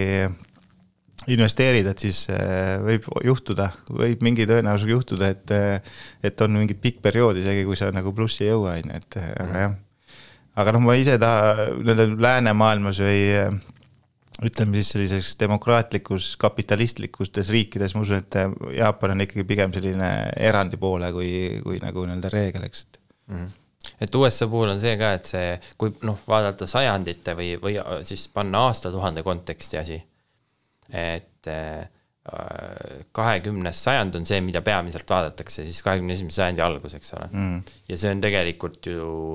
see periood, kus USA-st sai pärast teist maailmasõda sai maailma kõige rikkam riik, maailma kõige võimsam riik sõjaliselt, et kõik tööstustootmine oli seal ja üldse nagu sai siis nii-öelda juhtivaks impeeriumiks maailmas. Et meil on ainult see periood tegelikult, kus see riik on olnud juhtiv impeerium, kui me ajalugu vaatame, need impeeriumid on vahetunud, kes maailmas juhtivad on. Et meil ei ole tegelikult aktsiaturgudel, et ma olen ka selle peale suht palju mõelnud, et aktsiaturgudel tegelikult ei ole nagu, ma ei tea, aastatuhandet ajalugu, mida me saaksime vaadata. Me ei tea tegelikult, võib-olla on need tsüklid, ütleme nii, et paljud asjad toimivad tsükliliselt, kaasa arvatud majanduses, eks ole. Ja me ei tea tegelikult, et kas, et me teame, et on majandustsükkel, eks ole, 5-8 aastat. või äritsükkel siis. Ja siis meil on mingisugused, saab nimetada neid kontratiived tsükliteks, ma ei tea, mingite toorainete tsüklid, eks ole, mis on võib-olla natuke pikevad, 30-40 aastat, siis pikaajalised krediiditsüklid, eks ole. Et me ei tea tegelikult, kas meil on ka aastasadu kestvaid tsüklid, mille võib-olla nagu need faasid on nagu täiesti teistsugused, et meil selle kohta ei ole lihtsalt andmeid. Ja, ei nii on jah, ega ma ise ka selle peale mõelnud, et tegelikult üldises plaanis ju on, nii palju kui mina olen seda vaadanud, on tegelikult Hiina on olnud see, kes nagu on enamuses olnud selline suurriik ja majanduslik jõud tegelikult ka, aga jah, nüüd nagu see, kus meie elame, et see keskkonnas on nagu USA nagu praegu, aga nagu samas, kes teab, mingi hetk see ilmselt jälle muutub, Ja 1000 aastat tagasi oli Euroopa tegelikult nii majanduslikult kui kultuuriliselt oli tegelikult ääremaa. Et Lähis-Idas toimusid asjad peamiselt. Et mingil hetkel see vahetus ja siis ta vahetub maailmas, et inimestel on see kalduvus arvata, et asjad jäävad nii, nagu nad enne olid, eks ole. Et USA jääb kõige võimsamaks riigiks ja Euroopa jääb ka see, et läänemaailm on nagu see põhiline koht. Aga mis oli huvitav kevadel oli see, et me nägime siin Davidis ka tegelikult seda, või ma nüüd seda dispositsiooni efekti, et see on ainult selline kogemuspõhine, et seal ei ole mingisuguseid erilisi andmeid taga, aga me nägime ka, et kui nüüd, see aasta on kulla hind päris palju tõusnud, eks ole, ja me nägime ka, et kevadel, et kui see esimene suur tõus ära toimus, siis tuli hästi palju müüjaid, tuli sisse, et meil oli ostsime sisse seal 2-3 korda rohkem kui tavaliselt. Ja see oli selline klassikaline, et pärast seda hind tõusis edasi. Ja nüüd on selline tunne, et need tulevad kõik tagasi ostma, kes siis kevadel müüsid. Et selline tunne. No täpselt, et see ongi see sama, et see on nii hea tunne, ma arvan, inimesel nagu lihtsalt seda võitu vastu võtta, et sa näed, et kui sul on mingi kuld käes ja siis sa näed, et see maksab nüüd 20% rohkem, kui ta võib-olla 3 kuud või 4 kuud tagasi maksis, ja siis sa mõtled, nii mõnus on, et lähen müün selle maha ja siis oled mõnda aega päris rahul ka endaga, et ma ostsin odavalt, müüsin kallilt, Aga siis pärast seda hinda ei tohi enam vaadata. Ja siis võtta, see ongi see häda, et siis pärast ei tohi hinda vaadata, et tihti peale täpselt statistiliselt vaadates dispositsiooni efekt tõesti viitab sellele, et üldiselt see nagu tõus jätkub veel edasi. Jõuame siia selle investeerimise psühholoogia juurde, et selles raamatus investeerimise meistriklass, et seal te kirjutate, et teadlased jagunevad nagu 2, et need, kes väidavad, inimesed teevad alati ratsionaalseid otsuseid ja siis need, kes väidavad, et investorid käituvad tihti ka irratsionaalselt. Et ma saan aru, et vähemalt selle teksti põhjal ma sain aru, et teie kuulute sinna koolkonda, kus usutakse, et inimesed ikkagi teevad irratsionaalseid otsuseid ka suures osas. Et miks üldse mingid teadlased peaksid arvama, et inimesed ratsionaalseid otsuseid teevad? Et ma saan aru, et see kogu see majandusteooria tegelikult, meie mudelid ja ökonomeetria, kõik põhineb ju sellel, et ratsionaalsel otsusel. Aga tegelikult, kui vaadata ka seda, et ma ei tea, kes on rahanduses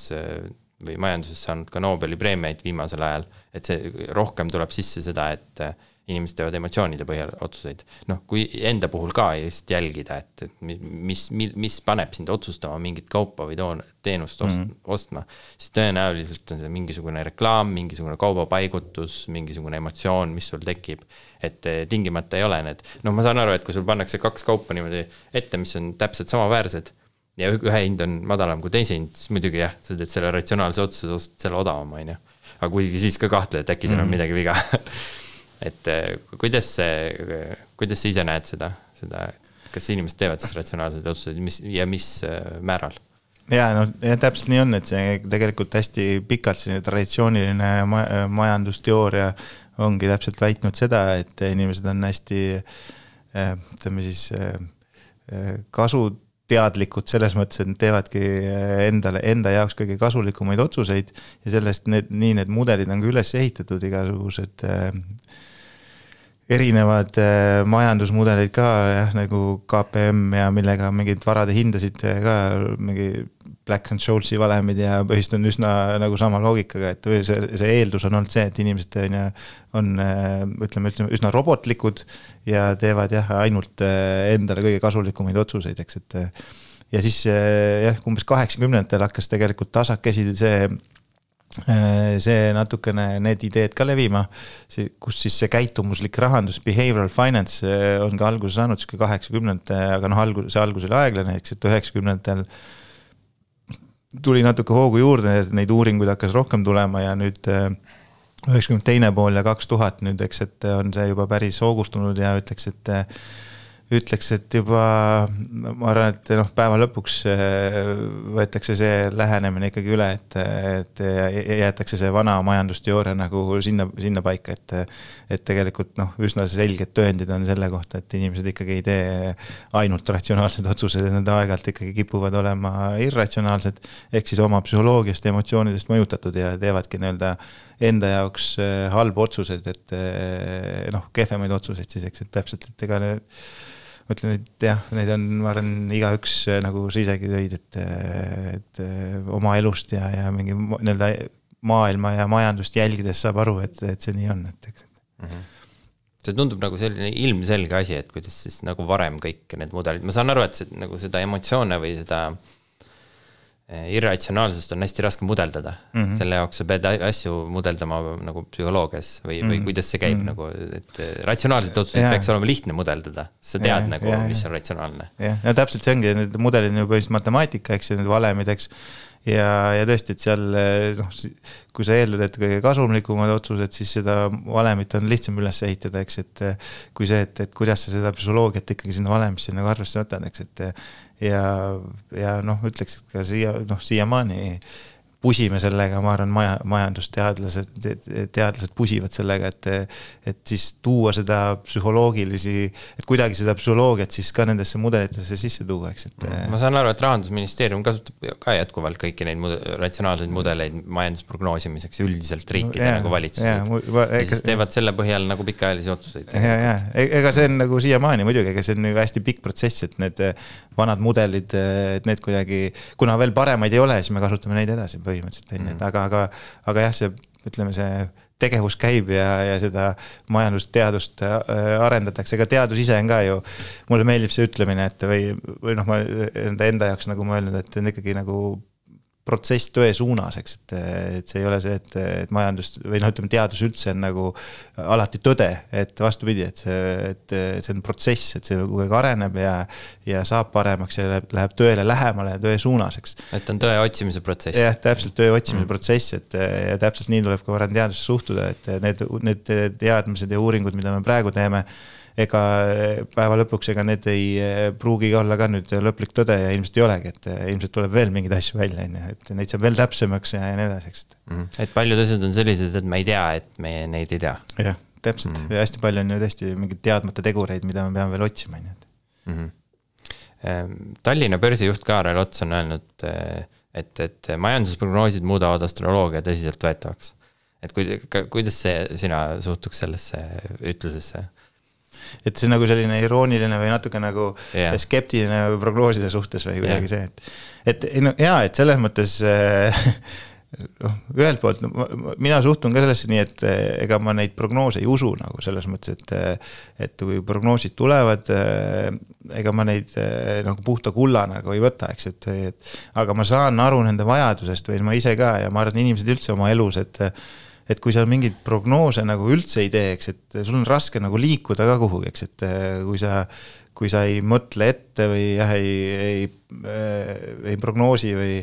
et mis edasi saab, eks, et kuidas sa siis neid otsuseid üldse teed, eks, et või ütleme, see prognoosimine natukene aitab ikkagi otsuseid teha, eks, et aga kuigi ma ütleks, et ma ei tea, minu prognoosid, nagu mis ma ise teen, keerulisemad või vähem keerulised on pigem ikkagi need, et ma teen nagu mitu stsenaariumit, et öelda, vana hea, et positiivne stsenaarium, baasstsenaarium ja negatiivne stsenaarium, eks, et ehk siis nagu ma tean, et see üks prognoos, mis tehakse, et see kindlasti ei pea paika, et pigem on see mingi vahemik ja mulle meeldivadki need prognoosid ka, mis antakse mingi vahemikud, eks, et mitte mingi konkreetne number, et ma mõttes võtadki mingi Rahandusministeeriumi prognoosi ütleb, et SKP kasvab 0,2%, ei kasva 0,2%, noh, et mulle usuks rohkem, et see on -0,5 kuni 1%, et sinna vahemiku jääb kuhugi, et noh, et. Et praegu on see prognoos, et 0,2%. Ei, ma ei tea, mis see praegu on, aga praegu vist pigem on, ma ei tea, see aasta vist osad siin prognoosi -0,4 ja 0 ja umbes sinna kanti. Aga see, et sa ütled ühe konkreetse numbri, et noh, tegelikult see ju, me kõik teame, et see väga väike tõenäoliselt, see konkreetne number tuleb, et pigem võiks olla mingi vahemik ja ma olen mõelnud, et üks asi, mis nende prognooside juures võiks ka tegelikult olla, et isegi esiteks see vahemik oleks võib-olla hea, aga kui sa ikkagi jääd selle ühe numbri juurde, konkreetse numbri juurde, siis võiks anda sinna juurde ikkagi sellise selle kindlus mingisuguse skoori ka, et 0 on, et ma ei ole üldse selles prognoosis kindel, 10 on see, et ma olen väga kindel, on ju. Et kui sa ütled, et need SKP kasvab 0,2%, siis ma tahaks nagu teada, et kui kindel sa ise selles oled, ja ma tean, need prognoosijad ütlevadki ja tihti seal neid tekste lugedes on täpselt sama, et ebamäärasust on jube palju ja me küll ütleme selle numbri välja, aga tegelikult võib minna nii ja naa ja mõnikord on natuke nagu kindlamad ja et kui seal 0-10 oleks see kindlusskoor ka juures, see annaks mulle väga palju kasulikku infot juurde, et kui tõsiselt ma seda prognoosi saan võtta tegelikult. Tundub, et siis neid prognoosi tehakse nagu mõnes mõttes ka psühholoogilisel põhjusel, et oleks millestki kinni võtta, oleks midagi võtta vähemalt aluseks, et otsuse tegemisel. No näiteks riigieelarve koostamine käib ju ka päris palju selle majandusprognoosi nagu pealt, eks, et prognoositakse siis selle pealt palju kulusid tuleb või tulusid eelkõige. Aga noh, midagi, selles mõttes ma saan aru, et midagi tuleb aluseks võtta, et sa pead mingi prognoosi tegema, aga lihtsalt võiks olla seal siis ilmselt mingid stsenaariumid, et kui nüüd nii ei lähe, et mis siis saab või kui läheb paremini, mis siis saab, eks, et mis me siis teeme, et mingid need asjad võiks selle olla juures nagu, et kui ma näiteks oma investeeringuid teen, ostan mingit korterit või üldse inimesed, kui ostavad kas või kodu või meid kinnisvara, eks, et samamoodi tuleks nagu mõelda, et mis siis saab, kui Euribor läheb 5%-ni 6 kui Euribor, mis siis saab, et kas ma jaksan seda edasi maksta, eks, et need sellised stsenaariumid võiks nagu ikkagi läbi mängida ka. Kui me selle Eesti majanduse juurde juba jõudsime, miks meil see majandus nii halvas seisus on ja miks ta langeb Euroopa kõige kiiremas tempos? See oli päris nukralt küsitud, aga jaa, ma arvan, et meie selline ühelt poolt on see selline ikkagi selline ühine siis ütleme monetaarpiirkond meil siin, et ühesõnaga Euroopa Keskpank oma intressi otsustest, ta ei lähtu Eestist, eks, et mis Eestis toimub, eks, et ta lähtub ütleme Euroopa keskmisest, eks, ja see, mis Eestis toimub, see teda põhimõtteliselt üldse ei huvita, sest me oleme nii väike riik, et ehk siis põhimõtteliselt, mis juhtus, oli see, eks, et neid intresse hoiti, ma arvan, nagu liiga kaua, nii maas lihtsalt Eesti jaoks. Et sellepärast, et meil olid need lõunariigid, Itaaliad, Kreekad, Hispaaniad, kes kuidagi ei saanud hakkama võlgade ja asjadega, eks. Siis oli vaja seda intressi ikkagi madalal hoida, et need riigid saaks ka käima ennast tõmmata, eks. Aga Eesti jaoks juba, ütleme, Eestis selline lahke rahapoliitika aina tekitas seda, ütleme, buumi ja kuumendas majandus üle, eks. Ehk siis me liikusime Eesti mõistes liiga kõrgele ja nüüd me oleme siis normaliseerunud tagasi, eks, et nüüd kui intressid on hakatud lõpuks tõstma, eks, et Eesti jaoks liiga hilja, nüüd me siis natuke nagu maksame lõivu selle kiire kasvu eest, mis meil nende madalate intresside ajal oli. Kas see võib kuidagi olla ka sellega seotud, et meil on kodulaenu intressid suures osas Euriboriga seotud ümberkaudsetes riikides Euroopas ei ole see nii levinud, et meid mõjutab see tavainimest, kes on nagu siis kodulaenu võtnud, et mõjutab see intressi tõus palju rohkem Euribori kaudu ja kuna siis need kodulaenu maksed on nii palju kasvanud, see tõmbab lihtsalt majandusest raha välja. Ja on lihtsalt pankade kasumisse. Seal on kindlasti on see üks tegur või kindlasti see seos on olemas, et kui Euribor oli siin, ütleme, 0 ja siis meie laenuintressid olid hästi maas ja kuna need on Euriboriga seotud, üle 90% meie laenudest on Euriboriga seotud, eks. Et siis meil oli odavat raha palju ja see muidugi tekitaski sellist ülekuumenemist, ma ütleks, eks, et ja kinnisvara hinnad tõusid väga kiiresti. Kinnisvara hinnad tõusid väga kiiresti ja siis tuli ka see suur inflatsioon ja kõik need asjad, ja nüüd kui intressid tõstma hakati, siis see mõjutas meid jälle rohkem kui neid riike, kus on intressid fikseeritud, kus on see keskmine intressitase võiks öelda stabiilsem, eks, et meil on see volatiilsus nagu suurem, et hüppab võib-olla rohkem üles alla, et põhimõtteliselt siis kogu see nagu põhjus mõnes mõttes on iseseisva rahapoliitika puudumine. Kas võib niimoodi öelda? No, kas nüüd kogu põhjus, aga ma arvan, et seal on nagu mingi mõju. Suur osa põhjusest, eks. Seal on nagu see põhjus küll selles mõttes, et ega nagu ma ütlesin siis, et Euroopa Keskpank oma intressi otsustes ei lähtu Eesti reaalsusest ja selles mõttes see mõjutab nagu neid meie majandustsükleid küll, et ütleks siis, võimendab siis antud juhul võib-olla, et üles-alla. Kas see mingil hetkel ei tekita nagu õigustatud küsimust, et kas meil on üldse siis sellest euroalast rohkem kasu või on sellest rohkem kahju, kui meil ei ole iseseisvat rahapoliitikat? No veidi siuke filosoofiline küsimus, aga teistpidi ikkagi ongi, et see positiivne pool on ikkagi see usaldusväärsus, mis me selle tänu eurole on, et see on, ma arvan, üks kõige suurem pluss selle juures, et välisinvestorid ikkagi näevad, et meil on euro ja see tekitab neis usaldusväärsust, et neil ei ole seda riski, et Eesti hakkab oma raha devalveerima või midagi sellist, eks, et mingid iseseisvad otsuseid siin tegema, eks, et ma tahaks loota ja usun, et see on nagu see positiivne mõju on selles mõttes nagu suurem. Ja tegelikult päeva lõpuks kui see intressitsükkel nagu meie jaoks on võib-olla veidi nihkes, mis Euroopa Keskpank siis teeb või kohati on nihkeseks, et nagu nüüd võib-olla, et ega päeva lõpuks keskmisena võiks öelda, et ma ei tea, kas on väga suurt erinevust, et meil on lihtsalt see, ütleme, see tipp on kõrgemal ja põhi on nagu madalamal või mõnes mõttes, et aga võib-olla keskmisena päeva lõpuks me oleme umbes samas kohas väljas, et lihtsalt selle, kuna me kõigume ümber keskmise rohkem, aga võib-olla keskmisena oleme ikkagi üsna sarnases kohas, et pikemas perspektiivis. Minu selline spekulatsioon või teooria on see, et mõneti tegelikult kaudsete mehhanismide kaudu siis selle siis iseseisva rahapoliitika puudumine, siis need nullintressid, mis meil olid, eks ole. Ja nüüd see, et meil on Euriboriga seotud laenud ja nüüd intressid läksid üles ja nüüd me maksame hästi suuri intressi, eks ole, välja majandusest. Et minu nagu spekulatsioon on see, et me nagu see mehhanism on põhimõtteliselt see, et meil on ühine valuuta teiste siis Lõuna-Euroopa riikidega, kes on ennast lõhki laenanud, siis me sisuliselt nende mehhanismide kaudu nagu osaliselt maksame neid laene kinni põhimõtteliselt, sest muidu ei oleks vajalik see rahapoliitika ju. Muidu et ütleme, et selle inflatsiooni ja siis selle majanduslangusega, et osaliselt maksame tegelikult teiste laene kinni. Ja suures pildis ega ma väga vastu ei saa nagu vaielda ja see on see koht, kus ma mõnikord ei olen ise ka mõelnud, et võib-olla nagu Eesti võiks ka rohkem laenu võtta, et julgemalt võtta laenu, et me oleme siin hästi tublid eeskujulikud õpilased ja saame õpetaja käest kiita aga võib-olla need, kes siin natuke vabamalt võtavad, et need suudavad majandust isegi kuigi tõsi, et Kreeka, seal oli ekstreemsed näited, et eks nad kannatasid ka päris kõvasti ikka, kui see oli,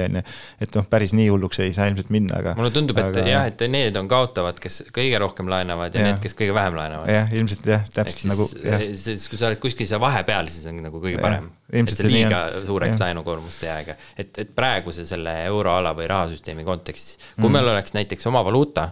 ja ma ei tea, kas fikseeritud kurss või siis ujuv kurss, et vahet ei ole, aga kui meil oleks oma valuuta, siis tõenäoliselt see laenu elamine ei oleks nii hea mõte. Et valuuta kaudu oleks ju siis, kui meil oleks intressimäärad kõrgemad olnud ja Euroopas oleks intressimäärad nullis hoitud, siis oleks meie valuuta on ju tugevnenud põhimõtteliselt, meil on intressimäärad kõrgemad ja siis meie jaoks oleks importkaubad odavamaks muutunud, mitte kallimaks, nagu meil oli selle inflatsiooniperioodi ajal. Et minu jaoks see tekitab küsimusi, et kas see euro positiivne efekt on suurem kui negatiivne. Kui vaadata lihtsalt neid faktoreid. Ei nõus,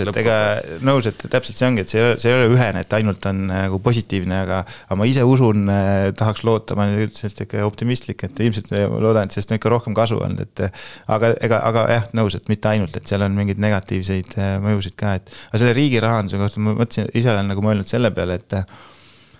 üks pool ka nagu sellest laenamisest ja natuke teine teema küll, aga ma ikkagi kogu aeg ei saa lahti sellest mõttest, et miks meie riigina ei tee ka sellist nagu mõnes mõttes mingi Norra eeskujul mingit sarnast, mingit investeerimisfondi, eks, et no lihtsalt öeldes, mitte laskuda liiga pikalt siia, siis lihtsalt öeldes me hiljuti võtsime mingi 3%-ga laenu enam-vähem, isegi võib-olla me saaks isegi nüüd natuke madamalt 2,5%-ga, eks, ja nii-öelda me teame, et selline pikaajaline keskmine aktsiaturgude tootlus on seal 8-10%, noh väga lihtne, et võtame 2,5%-ga laenu ja saame 8-9% vastu, et noh,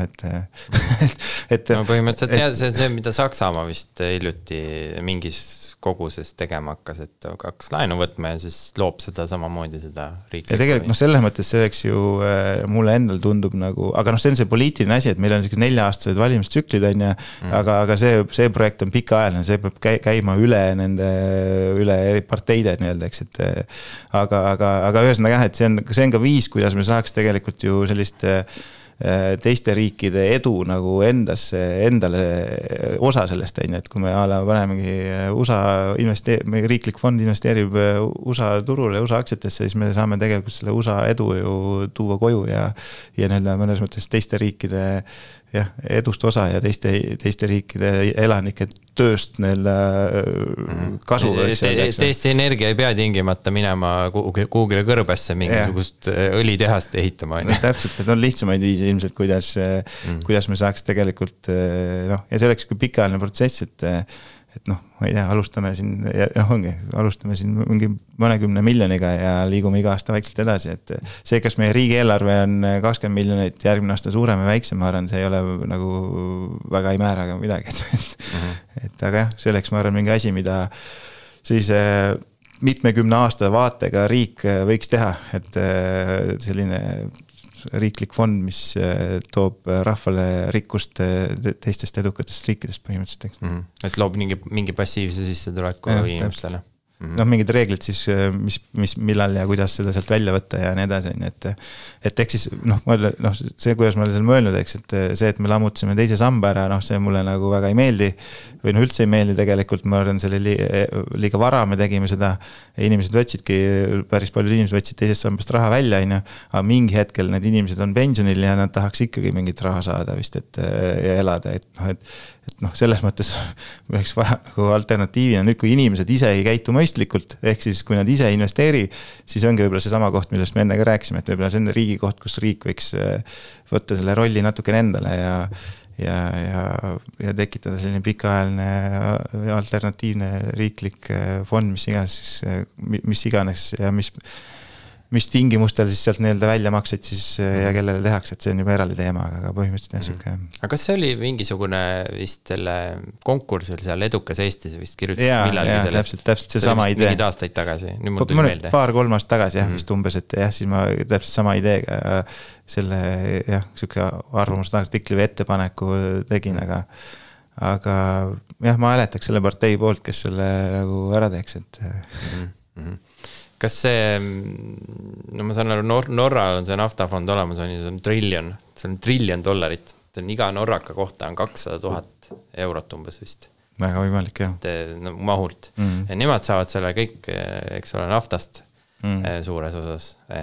Meie võtaks siis laenu selle. No jah, et see on riigieelarve saab kui plussi viia ja koguda. Täpselt, ega see on jälle lõpuks nagu ikka riigieelarve teemadega, et mis rea pealt, kus me midagi võtame, aga minu väide on see, et kas ütlen, et kas meil ongi see, nagu ma ütlesin, siis riigieelarve nüüd 20 miljonit suurem ja väiksem, et eraldame esialgu 20 miljonit näiteks, alustame sealt ja siis vaatame edasi, et iga aastaselt, et see nagu ei muuda eriti midagi selles mahtude juures, eks, et ja üldse ei ole, ma ütleks, et üldse ei ole halb mõte laenu ka võtta, nagu, et selle pealt, et täpselt see, et kui sa saad 2-3%-ga laenu ja pikaajaliselt on sul põhjendatud ootus, et sa saad seal 8-10% nende vastu, et tundub nagu tark käitumine. Aga samas, kui vaadata, kas Eestis on nagu piisavat, ma usun, et mingite inimeste näol kindlasti on, kas Eestis on üldse piisavat kompetentsit 8 või 10% kätte saada, kui me vaatame pensioni, teise samba aktiivselt juhitud fondide tootlust, siis on nagu keskmiselt napilt inflatsiooni ületanud viimase 20 aasta jooksul. Et kus me selle nagu kompetentsi leiame, et sellest turust nagu turuga nagu võrdväärset tootlust suudaks keegi teenida. No jah, ma ütlen, pensionisüsteem ja selle need aktiivsed juhitud fondid tõesti, et see süsteem on, ütleme, kuni 2017 vaatan ka see teise samba süsteemi mitte kõige nagu entusiastlikuma pilguga, ütleme nii. Aga alates sellest, kui meil kaudus ära piirang 100% aktsiatesse investeerida nendel pensionifondidel ja tulid indeksfondid, ehk siis, kes tuleva siis minu jaoks tegi sellise väga positiivse revolutsiooni, siis alates sellest on see süsteem juba päris hea, ma ütleks, eks, et alates sealt võiks neid tootlusi juba vaadata, et aga enne seda oli nii kahju kui kurb või kui see ka pole, siis tegelikult ikkagi pigem olid võidumehed need fondi valitsejad, ehk siis kes said sealt päris head tasu sealt nende fondi valitsemiste eest, eks, et aga nüüd indeksfondide näol vähemalt on hakanud nagu pensionikogujad ise ka juba kasu saama, ütleks nii, ja need, kui vaadata nüüd indeksfondide, meil ei ole neid siin pikalt on, 10 aastat täis ei ole, aga 5 aasta tootlusi me juba saame näha, siis need on juba päris head, eks, et viimase 5 aasta tootlused on seal 10% juures indeksfondidel, eks, et ehk siis tundub, et see kompetents ikkagi on nagu olemas ja mis see kompetents tegelikult ongi, isest ongi võrdlemisi jälle selles mõttes lihtne, et pane SP500-sse ja mingi indeksfondi või mingi maailma mingi indeksfondi umbes ja see riikliku fondi raha ja ega sul rohkem mingit analüüsi seal või mingi liiga üksikakseid nagu polegi vaja hakata ostma. Nii need indeksfondid enam toimivad. Et nagu teadusuuringute järgi ka, et kui sa hakkad üksikakseid valima, siis sul keskmisele alla, eks, et meie eesmärk võikski olla siis keskmist tootlust püüda ja ma arvan, sellega oleks kõik juba päris rahul, et mul ühesõnaga et meie finantsteadmised on ka kindlasti kasvanud ja mina usun küll, et need on ikkagi juba selgelt piisavalt head, et me suudaks riigina sellist sinna fondi nagu piisavalt kompetentsi leida. Kuidas sa nendesse maksutõusudesse suhtud, et kuidas see eelarve probleem nagu lahendati? Et enam 90% inimestest, kellega ma rääkinud olen, kes nagu mingi sellel alal nagu eksperdid ka on, et keegi ei saa nagu täpselt aru, et mis toimub, et mis seal nagu täpselt mõeldakse, et seal on nagu sellist hästi selline lihtne loogika on, et kui maksutulud täis ei tule, riigieelarve miinuses, tõstame makse, saame rohkem raha ja siis riigieelarve läheb paremasse seisu. Et see loogika on seal, et nagu ei nähta nagu sellist laiemat pilti ja majanduse kontekstis ei vaadata. Et kuidas sina vaatad selle peale nendele maksutõusule või kuidas sa suhtud nendesse? Ma suhtungi nii, et selle sama riikliku fondi oleks pidanud tegema paarkümmend aastat tagasi, et siis meil ei oleks neid maksutõuse nii palju Okei, aga pool naljaga, aga tegelikult mina ei ole nagu väga ekspert, eks, et ma saan sellest mõttest jälle aru, et kaitsekulud ja selles mõttes nagu idee poolest ma olen nagu poolt, selles mõttes ongi ma ütlen, et kaitsekulusid on vaja ja sinna kaitsesse peab panustama, et selles mõttes on nagu okei, aga mis mul murelikuks pigem teeb, et seda, kuidas öelda, seda Eesti nagu, Eesti on muutunud nüüd selliseks keskpäraseks riigiks, et meil ei ole nagu pakkuda enam midagi mingi ärikeskkonna või investeeringute mõttes, et meie story ju pikka aega ju toimis sellena, et meil on nagu madal maksukoormus ja siia tõime tänu sellele päris palju ärisid ja investeeringuid, eks. Aga kui me neid makseid tõstame, et mida me siis vastu, nagu, kuidas me selle nagu teistpidi nagu kompenseerime, et mis väärtust me teiselt poolt nagu vastu anname, et me tõmbasime ühe nagu poole nüüd maha aga ma ei ole aru saanud, et kas me kuskilt mujalt nagu midagi justkui siis vastu ka anname või seda kompenseerime seda näiteks mingi välisinvestorite jaoks või mingid rahvusvahelised suured firmad võib-olla, kes tahaksid tulla siia, et enne nad võib-olla tulidki, vaatasid, et siin on madalad maksud ja saame nagu ja kasumi pealt ei pea üldse maksu maksma, et hea keskkond, kuhu võib-olla oma mingi tehas püsti panna, eks. Aga nüüd, kui me nagu oleme hakanud seda teed minema, et see kindlasti vähendab sellist huvi, et selles mõttes ma ei saa sellest aru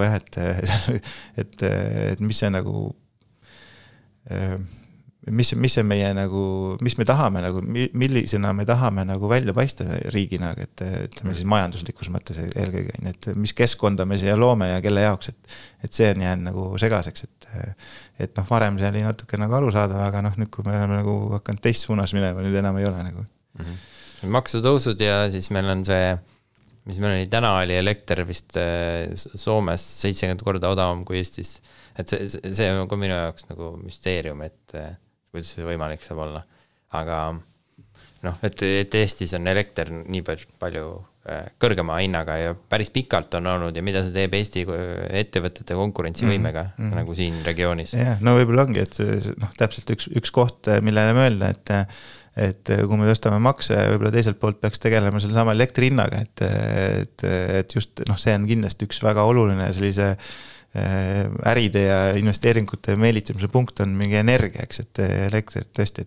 et peaks olema mingi selge plaan, et kuidas me selle energia hinna nüüd, elektri hinna nagu mõistlikumale tasemele saame pikaajaliselt, et noh, väga, väga hea point, et noh, et ühelt poolt tõsta makse, aga näed, mis me nagu teiselt poolt nagu selle kompenseerimiseks teeme neile, eks. No arvatavasti on seal nagu midagi väga keerulist ei ole, nendest roheplaanidest tuleb nagu vähemalt ajutiselt loobuda, et tundub, et see nagu ei tööta. Et lihtsalt majanduslikult, et me lihtsalt, noh, põhimõtteliselt nagu siis suretame oma majandusest välja selle eesmärgi nimel. Et kui samal ajal, kui ma ei tea, Saksamaal pannakse mingid pruunsöe kaevandusi, noh, pruunsöest toodetakse elektrit ja sellised asjad, et see tundub minu jaoks nagu selline, noh, absurdne mõnes mõttes, et kogu selle teemaga nii kiiresti minnakse edasi ja mingisugust sellist mõistlikku või pikaajalist plaani, kus oleks aru saada ja näha, et päriselt nagu toob ka nagu selle elektri hinna mingil hetkel alla või võiks tuua, seda nagu ei ole. Jah, ma ütlen, ma ei ole jah siin nagu ekspert ja ma ilmselt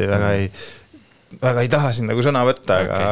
aga jah, nii on, et võib-olla noh, nii palju kui ma nagu teiste inimeste ekspertide arvamusel on lugenud ja vaadates nagu jah, võib-olla seda lihtsalt puhtalt mingi energia hinna pealt, et siis tundub küll, et nagu noh, midagi on kuskil valesti. Midagi on kuskil natukene võiks olla paremini, et võib-olla tõesti see hoog nagu on liiga entusiastlik selle. Ideena jälle ma saan sellest roheenergia mõttest aru, et väga õige ja ongi säästlik ja või jätkusuutlik ja kõik see teema on väga õige. Aga võib-olla see tempo ja midagi seal kuskil nagu võib-olla oleks võinud olla paremini, eks. Lähme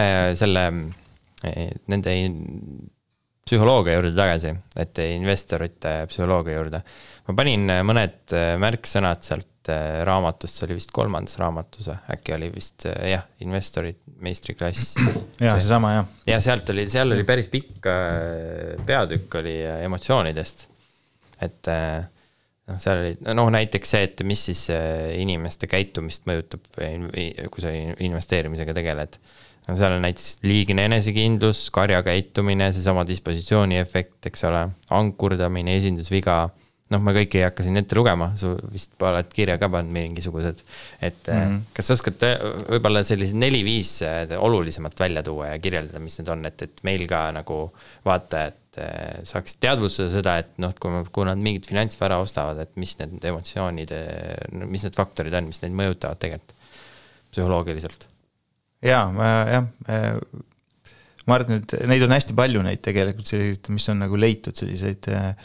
bias on see inglise keeles selliseid psühholoogilisi siis kalduvusi või aga jah, mingid olulised ma võiksin välja tuua küll, et ma ütlengi üks on, ma arvan, see sama liigne enesekindlus, mis siis väljendabki sellest, et inimesed kipuvad arvama, et nad teavad nagu midagi paremini või et nad on nagu paremad kui teised, et seal on sellised nagu mõnes mõttes lihtsad näited või head küsimused, mis seda näitlikustavad, et tavaliselt, kui sa küsid nagu mingi grupi inimeste käest, et tõstke käsi, et kes arvab, et ta on keskmisest parem autojuht, eks, et siis üldiselt mingi 90% tõstavad käe, eks. Aga arusaadavalt 90% ei saa olla keskmisest paremad autojuhid, eks,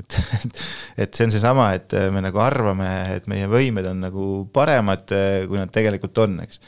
Ja siis me teemegi võib-olla mingid oste ja aktsiate puhul või investeeringuid ka ostame mingid aktsiad või kinnisvara, et või mis iganes mingit vara, et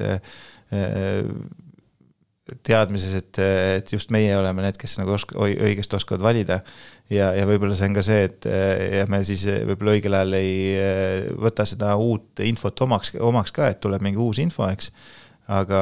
ja mis ei soosi seda positsiooni, aga me oleme ikkagi endas kindlad, sest meie teame ikkagi veel paremini, kui see uus info viitab, eks, hoiame seda alles näiteks ja siis saame niimoodi kahjumitega lõpuks, eks,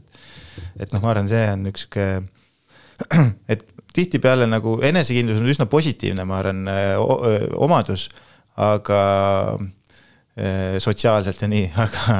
aga võib-olla selline liigne enesekindlus, jah, turgudel pigem maksab kätte, et see nagu, ja seal turgudel mõnes mõttes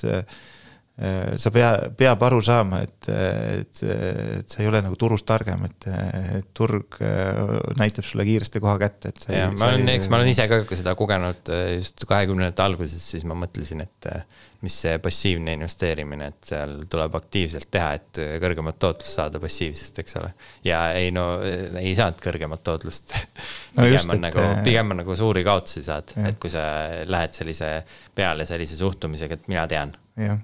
mul enda kogemust samamoodi, et tõesti nagu algusaastatel, et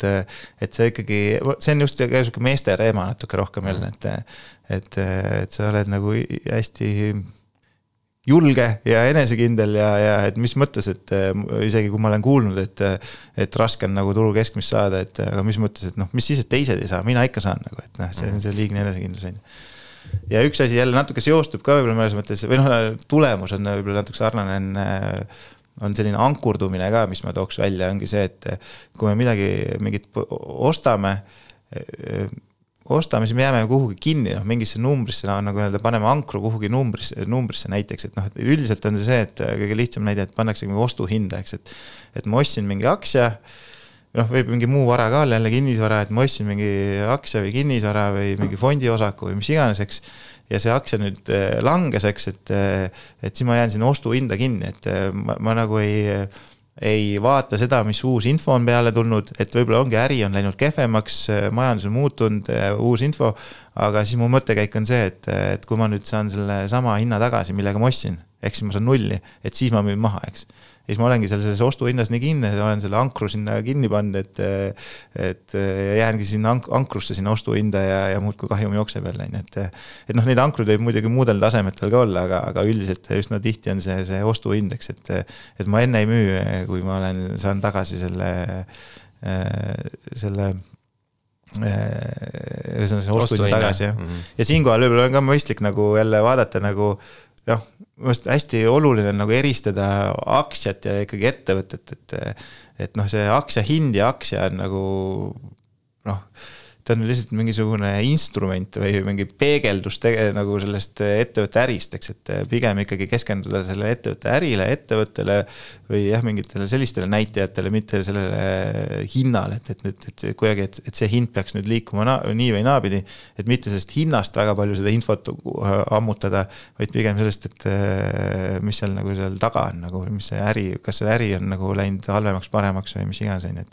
et see on see, kuidas sellest võib üritada nagu üle olla, et ikkagi pigem mitte seda aktsiat vaadata või aktsia hinda vaadata niivõrd, kui pigem seda äri ikkagi. Kas see võib ka, ma just mõtlen, et nagu, et pankades ja niimoodi maaklerite platvormidel, kui sul on mingid investeeringud tehtud, siis tavaliselt kuvatakse, et kui sul on miinuses investeering, siis kuvatakse punaselt, eks ole. Ja kui on plussis, siis kuvatakse roheliselt. Et huvitav, et kui me võtaks, kõik maaklerid võtaks selle punase ja rohelise värvi ära, paneks musta näiteks sinna mõlema puhul, et kui on plussis, siis on mustaga ja kui on miinuses, siis on ka mustaga, et huvitav palju inimeste tootlus muutuks sellest. Väga hea mõte, jah. Ma arvan, et seal on mõju nagu reaalselt, et ma usun küll, et see mõjutab inimesi küll, et ongi, sa tahad seda rohelist näha seal ja seda puna. Palju meeldivam näha seda rohelist, tegelikult sul võib aktsia hind muutuda seal 0,1% edasi-tagasi, aga üks on punane ja teine on roheline. Siis sa tead, et sa oled nagu võidus, sa oled nagu õige otsuse teinud ja kui 0,1 allpool on, sa oled nagu vale otsuse teinud, kuigi ettevõtte enda tulemused võivad olla, ma ei tea, paranenud ja see investeering võib olla veel parem. kui ta enne oli. Et see on siuke natuke selline framing nagu vist ka psühholoogiline, et noh, poed kasutavad üsna sarnast asja, eks, et kui sa käid poes on, et siis on, kellel on kollasel taustal mingid hinnad ja kellel on punasel taustal maksavad päris palju selle eest, et saada seda silti. No, täpselt, et seal natuke selline mõjutamine käib poodidest samamoodi ja ma usun, et maaklite puhul ka, et muidugi need, kas on roheline või punane, et see ka tegelikult mõjutab nagu. Hiinas on vist vastupidi, seal on vist niimoodi, et kui roheline on, siis on languses ja kui punane on, siis on tõusus. Võib-olla küll, väga võimalik. Nendel on värvid tagurpidi, ma tean ainult seda, et kuidas nüüd oli, et musta kleidiga nad abielluvad ja valgega vist maetakse või kuidagi mingi selline erinevus on neil ka. Aga mis ma veel välja tooks on kaks asja kindlasti tooks veel, et üks on karja käitumine, mida me ka nagu näeme, et noh, see on jälle selline, kui me mõtleme mingi lambakarja peale põhimõtteliselt, et juhtoinas läheb ees ja kõik ülejäänud panevad järgi, et see toimub inimeste maailmas ka, et me küll arvame, et me nagu käitume teistmoodi, aga tihtipeale see toimib. Et kui me ühesõnaga, ja me oleme siin, noh, näiteid on meil, ma arvan ka päris palju tuua, et Eestis ka, et kui me näeme, et mingid ütleme siis juhtfiguurid või mingid sellised tunnustatumad inimesed, arvamusliidrid nii-öelda teevad mingid otsused või räägivad, et nad nüüd investeerivad või räägivad, et ma investeerisin just nimelt sinna, eks, et see tõmbab teised inimesed ka kaasa ja tekib selline karja käitumine ja see ei ole isegi võib-olla üksik inimeste puhul, vaid see on isegi see, et kui inimesed, noh, niimoodi tekivad põhimõtteliselt buumid ka, eks, ja krahhid, et see on karja käitumise tulemusena, eks, et kui juba jutt liigub, et investeerimine on äge ja tore, et noh, nii-öelda need taksojuhid ka juba räägivad, et ja saunas kuuled juttu, et ma investeerin ja seda investeerimisjuttu on päris palju, telekast tulevad saated ja hakkavad investeerimist rääkima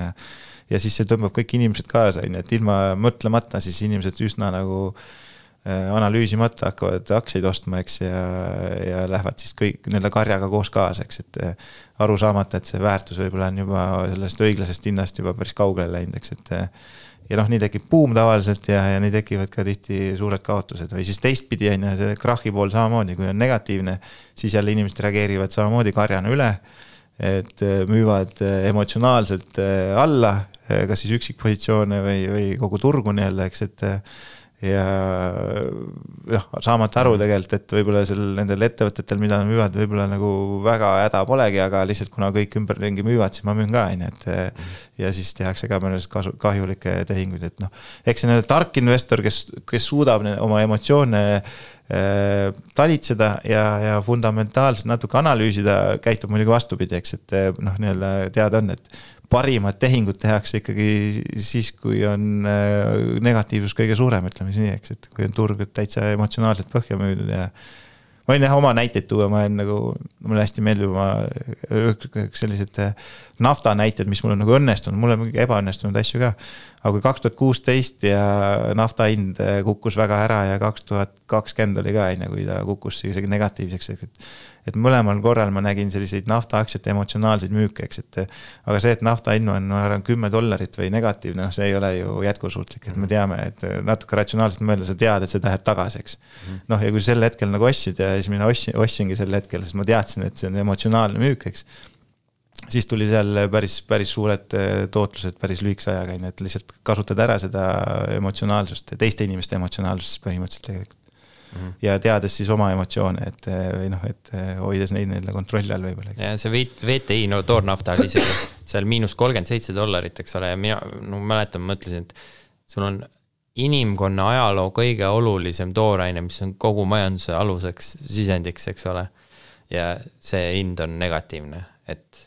mis toimub. Et see tundus nagu nii ebareaalne. No see ei saagi, mina ütlesin, ma ausalt, ma isegi ei saa aru, kas see võimalik on, et noh, või noh, jah, kui sa mõtled loogiliselt lihtsalt nagu, mis see nagu päriselt tähendab, see ongi, et kõik mahutid, kõik viimased purgid on jälle naftat täis ja siis lihtsalt kuna sa ei taha mingit tootmist seisma panna, siis sa lihtsalt umbes annad seda niisama, seda naftat ära, et tulge tehke oma mahutit tühjaks, et ma saan nagu selle peale toota sinna, et noh, mis see nagu praktikas tähendab, aga see ei ole üldse loogiline olukord. Eks siis jah, mingid sellised kohad, kus sa näed, et on nagu ebaloogiline, sa näed neid emotsioone, eks, et noh, või noh, väga lihtsalt öeldes, ma isegi ütleks seda, et lihtsalt, et me jah, kas teises raamatus või toome ka välja sellise mõttekäigu, nagu näitliku mõttekäigu, investori mõttekäigu, et kui turg langeb, eks, et üldiselt siuke keskmine langus on olnud 30%, eks, et noh, tegelikult ratsionaalselt sa tead jälle, et ju, et börs on tsükliline, sa tead, et üks hetk börs hakkab tõusma, sa tead, et üks hetk põhimõtteliselt need hinnad on kõrgemal, kui nad enne seda langust olid, põhimõtteliselt väga suure tõenäosusega, eks. Noh, Jaapan, muidugi võime siin meenuta Jaapanit, aga põhimõtteliselt väga suure tõenäosusega sa tead, et see börs hakkab uuesti tõusma ja kui sul on 30% juba selline langust olnud või isegi 25%, noh, üsna ratsionaalne on hakata sealt ostma, eks, et see on isegi see koht, kus sa väga palju ei peagi analüüsima, kui sa mingit indeksit ostad näiteks, ostad indeksit sealt umbes -25% pealt, sest sa tead, et sealt börs hakkab uuesti tõusma, et eks. Üks mõte, mis mul veel oli selle aktsiate, selle ratsionaalsuse kohta, et kui sul aktsiagraafikud ikkagi, ütleme, et siis indeksi puhul, üksikaktsia puhul võib olla ka ratsionaalne, et sul graafik selline, graafikud ikkagi siuksed on niimoodi, nagu Nasdaq indeks näiteks 2000 aastal. Siis nagu, kuidas sa saad öelda, et inimesed teevad ratsionaalseid otsuseid? See graafik ei ütle seda, et see on ratsionaalne, mis seal toimub. Ja sellepärast ma olen ka mõelnud seda sama, kui alguse poole tagasi tulla seda traditsioonilise majanduse ja tegelikult Eugen Fama, kes oli efektiivsete turu, vähemalt algusaastal hästi efektiivse turu pooldaja, ehk siis kõik, et mis tähendab seda, eks, et turul on kogu info olemas ja turg alati peegeldab õiglast hinda, eks, et see oli hästi selline domineeriv arusaam turgudest ka.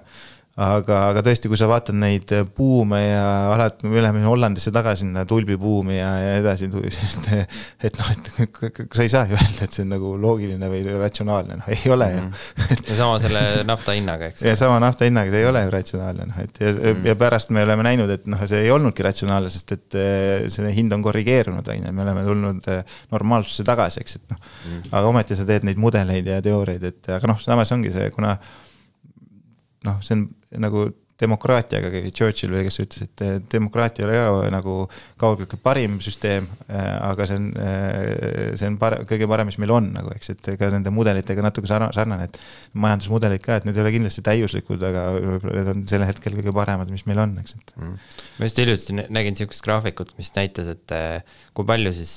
see Nvidia vist praegu kõige suurem turuväärtusega ettevõte, eks ole? Nüüd vist juba on, jah, äkki jah. Või siis väga lähedal see. Ja siis ma vaatasin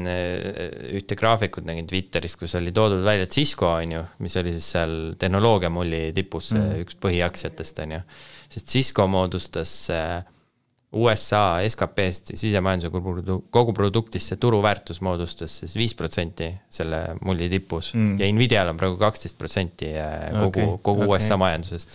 Et see oli huvitav võrdlus, et mis sa ise arvad, et palju see kaua see nagu see kogu see tehnoloogiasektor, see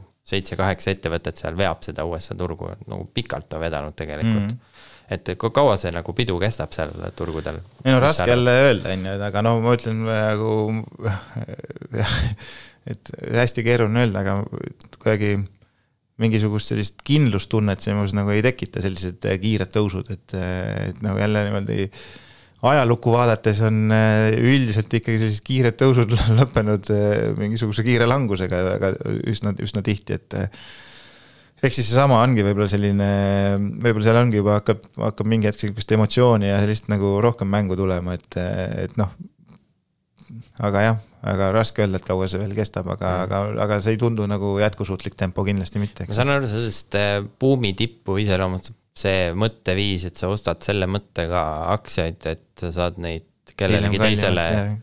kallimalt maha müüa, eks ole. Mitte sellepärast, et sa tahaksid ettevõttesse usud ja hea ettevõte on ja et sa mingil hetkel saad dividendi või passiivset tootlust selle pealt. Ja, eks seal on võib-olla, kokkuvõttes, eks seal tõde jälle tuleb võib-olla nagu tagantjärgi on lihtsam neid asju analüüsida, aga pärast seda Nvidia nagu graafikut, ma ei tea, 5 aasta pärast analüüsides, siis võib-olla räägime kõigest psühholoogilistest teguritest, mis seda hinda seal üles ajasid ja nii edasi, eks, et jah. Ja neid tippude tabamine on põhimõtteliselt võimatu, et kui sa tippu tabad, siis sul lihtsalt oli õnn, ma saan aru. Aga jah, ma ütleks nende oma enda isiklikest investeeringute seisukohast, ma ise nagu noh, võib-olla ma olen jätnud selle võrraga päris mingid summasid lauale, aga ma ise selliste nagu kaasa ei jookse selliste nagu kiirete tõusudega, eks, et kuigi noh, ma ütlen, kui Nvidia oli siis 100 umbes, noh, siis keegi küsis mu käest, et kuule, mis sa arvad, et kas see nagu tõuseb edasi, on ja noh, ma ütlesin sama vastus, et raske öelda, et vaadates praegust trendi väga, väga tõenäoliselt tõuseb, aga noh, ma ei tea, on ja noh, ja nüüd on 40% veel kõrgem, aga ega noh, ehk siis sel hetkel, kui mul tähelepanu tõmmati sinna, sel hetkel ma ikkagi ise nagu ostma ei hakanud, sest et ma pigem ise, minu enda strateegia pigem on see, et kas õige või vale, igal ühel oma strateegiaks on pigem see, et ma otsin nagu just vastupidiseid sektoreid, et mis on nagu vaeslapse rolli jäänud, eks, et mis praegu need sektorid võiks olla? No pikemalt, mis siin paar aastat tagasi, mida ma olen paar aastat tegelikult ju ostnud, oli Euroopas nagu kinnisvarasektor, näiteks siin ongi siuke ärikinnisvara ja erinevad siukest kinnisvarahaldurid ja noh, siin ma olengi ostnud siukest indeksifondi, mis siis Euroopa erinevaid kinnisvaraettevõtteid koondab, et siis mingi kommunaalsektorid olid siin vahepeal oli natuke nagu alla pekstud ja et pigem otsin neid selliseid aga noh, ühesõnaga minu eesmärk ei ole ka see, et ma saan nagu Nvidia tüüpi, et ma nüüd tahan saada, mis on muidugi tore, kui saaks, aga ma saan aru, et see on väga ebatõenäoline, et ma suudan nagu sellisele aktsiale pihta saada, selles mõttes, et saada nüüd, ma ei tea, paari aastaga, ma ei tea, 3, 4 või 10-kordne kasv, et selles mõttes ma rahuldun sellise keskmise 10% aastas, et siis ma üritan oma portfelli niimoodi liigutada, et see keskmine on seal 10% juures. Tõenäoliselt me päris palju kuulajaid ka sellised, keda huvitab see, et milline see kulla roll peaks olema investori nagu finantsturgude investori portfellis, siis mida teadus selle kohta ütleb? Mis nagu toorainete või väärismetallide roll on? Jah, et noh, ma ei ole jälle kulla mõttes, ma ei ole väga ekspert, et siin on kindlasti käinud siin podcastis ka kindlasti palju targemaid, kes kullast teavad palju rohkem ja siin, kus me oleme, teate kindlasti kõik palju rohkem sellest kullast, aga ma ise olen kulda suhtunud pigem ikkagi sellise, kuna jah, ma ütlen, ma lõpuni ei saa aru ka nendest fundamentaalidest, mis seda hinda ajavad, et see on mingi pakkumine ja nõudlus põhimõtteliselt, eks, et mul on nagu raske arvutada nagu välja, nagu, et mis hinnad see mõnes mõttes olla võiks. Ega ei saagi arvutada. Ja, et suht nagu keeruline, natuke nagu Bitcoiniga samal lugu, mitte ma tahaks nagu paralleel, aga jah, et ta on minu jaoks lihtsalt natuke mõnes mõttes liiga keeruline võib-olla varaklass olnud, aga noh, mida ma lihtsalt statistikast on ju näen, on see, et ta on nagu toiminud sellistel keerulisematel aegadel, eks, et noh, kui sa nii-öelda taktikaliselt näedki, et sa usud mingit investorina sellist majanduslanguse või turgude languse perioodi, et siis kullal võib see portfellis täitsa oma koht olla, eks, et sa tahad oma riske portfellis vähendada, võtad siis näiteks noh, oma mingeid riskantsemaid aktsiaid vahetad hoopis kulla vastu, et ma arvan, kui sa usud sellist majanduslangust tulemas või midagi sellist. No see on huvitav, et viimases 2 majanduslanguses tegelikult kulla hind on reageerinud nagu esialgu langusega, siis ma saan aru, et see et kuld on nagu selline vara, mida müüakse selleks, et likviidsust parandada. Et kui tekib likviidsusega probleem, siis kuld on üks esimese varasid, mida investeerimispangad ja institutsioonid hakkavad müüma selleks, et oma rahapositsiooni parandada. 2008 näiteks 30% langes kuld kohe selle finantskriisi alguses. Koroonakriisi alguses kukkus seal mingi 15-20%, mingi 2 nädalaga äkki või midagi sellist. Et ta võib nagu... Ta ei pruugi alati kaitsev olla nagu selle mõttes. No ta mõlemas kriisis kõigepealt langes et selle likviidsuse tõttu ja siis hakkas tõusma. Kui siis tulid need reaktsioonid nagu nendele kriisidele nagu et viimases 2 kriisis on reageerinud esialgu langusega. Sest põhimõtteliselt finantsturgudel, kui see tänapäeval kuidagi niimoodi, et kui see finantsturgudel kriis tuleb, siis kõik langeb. Mitte miski ei tõuse. Kõik kukub. Ja, aga minu suhe selle kullaga, et mulle ausalt endale nagu isiklikult meeldis mitte ainult selle investeerimise mõttes,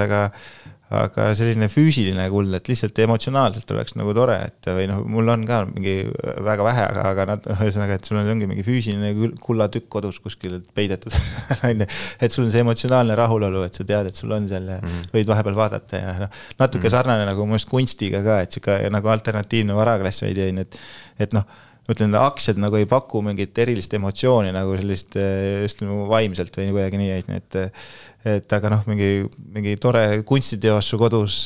pakub. Ja nad on käega katsutavad, eks ole, et muidu aktsiad ja kõik muud varaklassid on nagu läbi arvutiekraani alati, sa ei näe kunagi neid, kus need on täpselt, aga kui sul vahepeal saad näidata mida lapsele, et näed, see on kuld, räägid natuke juttu, vaata kui palju seda on, tead kui palju see maksab, nagu veidi huvitavam ja teine siuke emotsionaalne aspekt ka, et nagu noh, mida ei saa täiesti ju välistada ikkagi, et me oleme ajaloos näinud selliseid suuri kriise ja sõdu ja meil on geopoliitilised riskid järjekordselt natuke kõrgemad, võib-olla kui nad siin olid 5 aastat tagasi, eks. Ja ega siin on ka võib-olla kullal ikkagi oma roll, et sul on see mingi nagu väike tagavara, et noh, mingi selliseid funktsioone ma arvan nagu kullal nagu minu jaoks nagu on, et sul on võib-olla saate suurt kogust jõukust füüsiliselt siis transportida. Jah, täpselt on nagu, ütleme, üsna kerge on teda kaasa võtta, aga samas on see päris suur jõukus või päris suur summa. Kui sul mingil sinul või sinu lähedastel on mingil põhjusel vaja ikkagi kuhugi ära minna, eks pakku põgeneda, et siis on seda võib-olla lihtne kaasa võtta, et ja kuidagi siis mõistlikult realiseerida ja alustada kuskil mujal uuesti, et me eestlased on seda ajaloos näinud, et ma ei taha nüüd mingit väga negatiivset stsenaariumit siin ette kujutada, aga noh, põhimõtteliselt mingite aegade jooksul võib-olla võivad sellised asjad juhtuda, eks, et kus see kulla roll suureneb, ütleme siis nii võib-olla. Eks ta on jah selles psüühikas olemas, nagu kui Ukraina sõda algas, siis meil ka siit majast päris palju inimesi läbi, et kes tulid ostma, aga mis ma tahtsin lõpetuseks veel küsida, et mis sealt sinu nagu investeerimisportfellist veel leiab, et kuidas sa nagu selle struktuurselt üles ehitanud oled? Võib-olla lühidalt sellest rääkida. Jah, ma ütleme, nagu mul on üle 20 aasta sellist investeerimiskogemust ju praktilist, lisaks siis see teoreetiline pool, aga kuidas ma ise nagu oma strateegia üles ehitan, on see, et ma ikkagi usun sellesse osta-hoia teooriasse, ehk siis mul selline valdav osa, ma ütleks, 80-90% on selline portfell, mida ma põhimõtteliselt ei müü, nagu, et mis mul lihtsalt on, nagu, et läbi tsüklite ükskõik, mis enam toimub, põhimõtteliselt lihtsalt öeldes, et ma lihtsalt hoian, eks. Ja sellest suur osa tegelikult kogu portfell, umbes pool, võiks öelda, on siis ikka kinnisvara, et see on minu jaoks olnud selline väga toimiv varaklass, et seal isegi mitmel põhjusel, et esiteks ta annab sellist,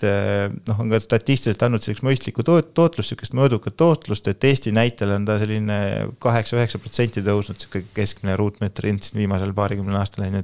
ja sellise 8-9% keskmise tõusuga ma olen väga rahul, ja teiseks on seal see koht, kus ma saan oma emotsioone, ütleme, mul ei ole võimalust väga emotsionaalseid otsuseid teha kinnisvaraga, eks, et noh, kui mul aktsiate puhul ongi see täpselt, et mul on mingi emotsioon ja tõesti mul tuleb ka paanika peale või mingi eufooria või buum ja siis ma lähen arvuti taha ja teen ostu-müügi tehinguid, eks, see on väga lihtne. Kinnisvaraga see ei ole õnneks nii lihtne, eks, et ja see võtab nagu selle võimaluse, ütleme, psühholoogilised biasid või need kalduvused või emotsionaalse poole sealt investeerimist üsna hästi välja see kinnisvara minu jaoks, et see nagu on üks kandev osa portfellist, aga lisaks sellele on siis aktsiad ja võlakirjad, et mis 3 varaklassi. Ühesõnaga, üks pool on umbes kinnisvara ja teine pool on siis aktsiad ja võlakirjad. Aga noh, eks siis nagu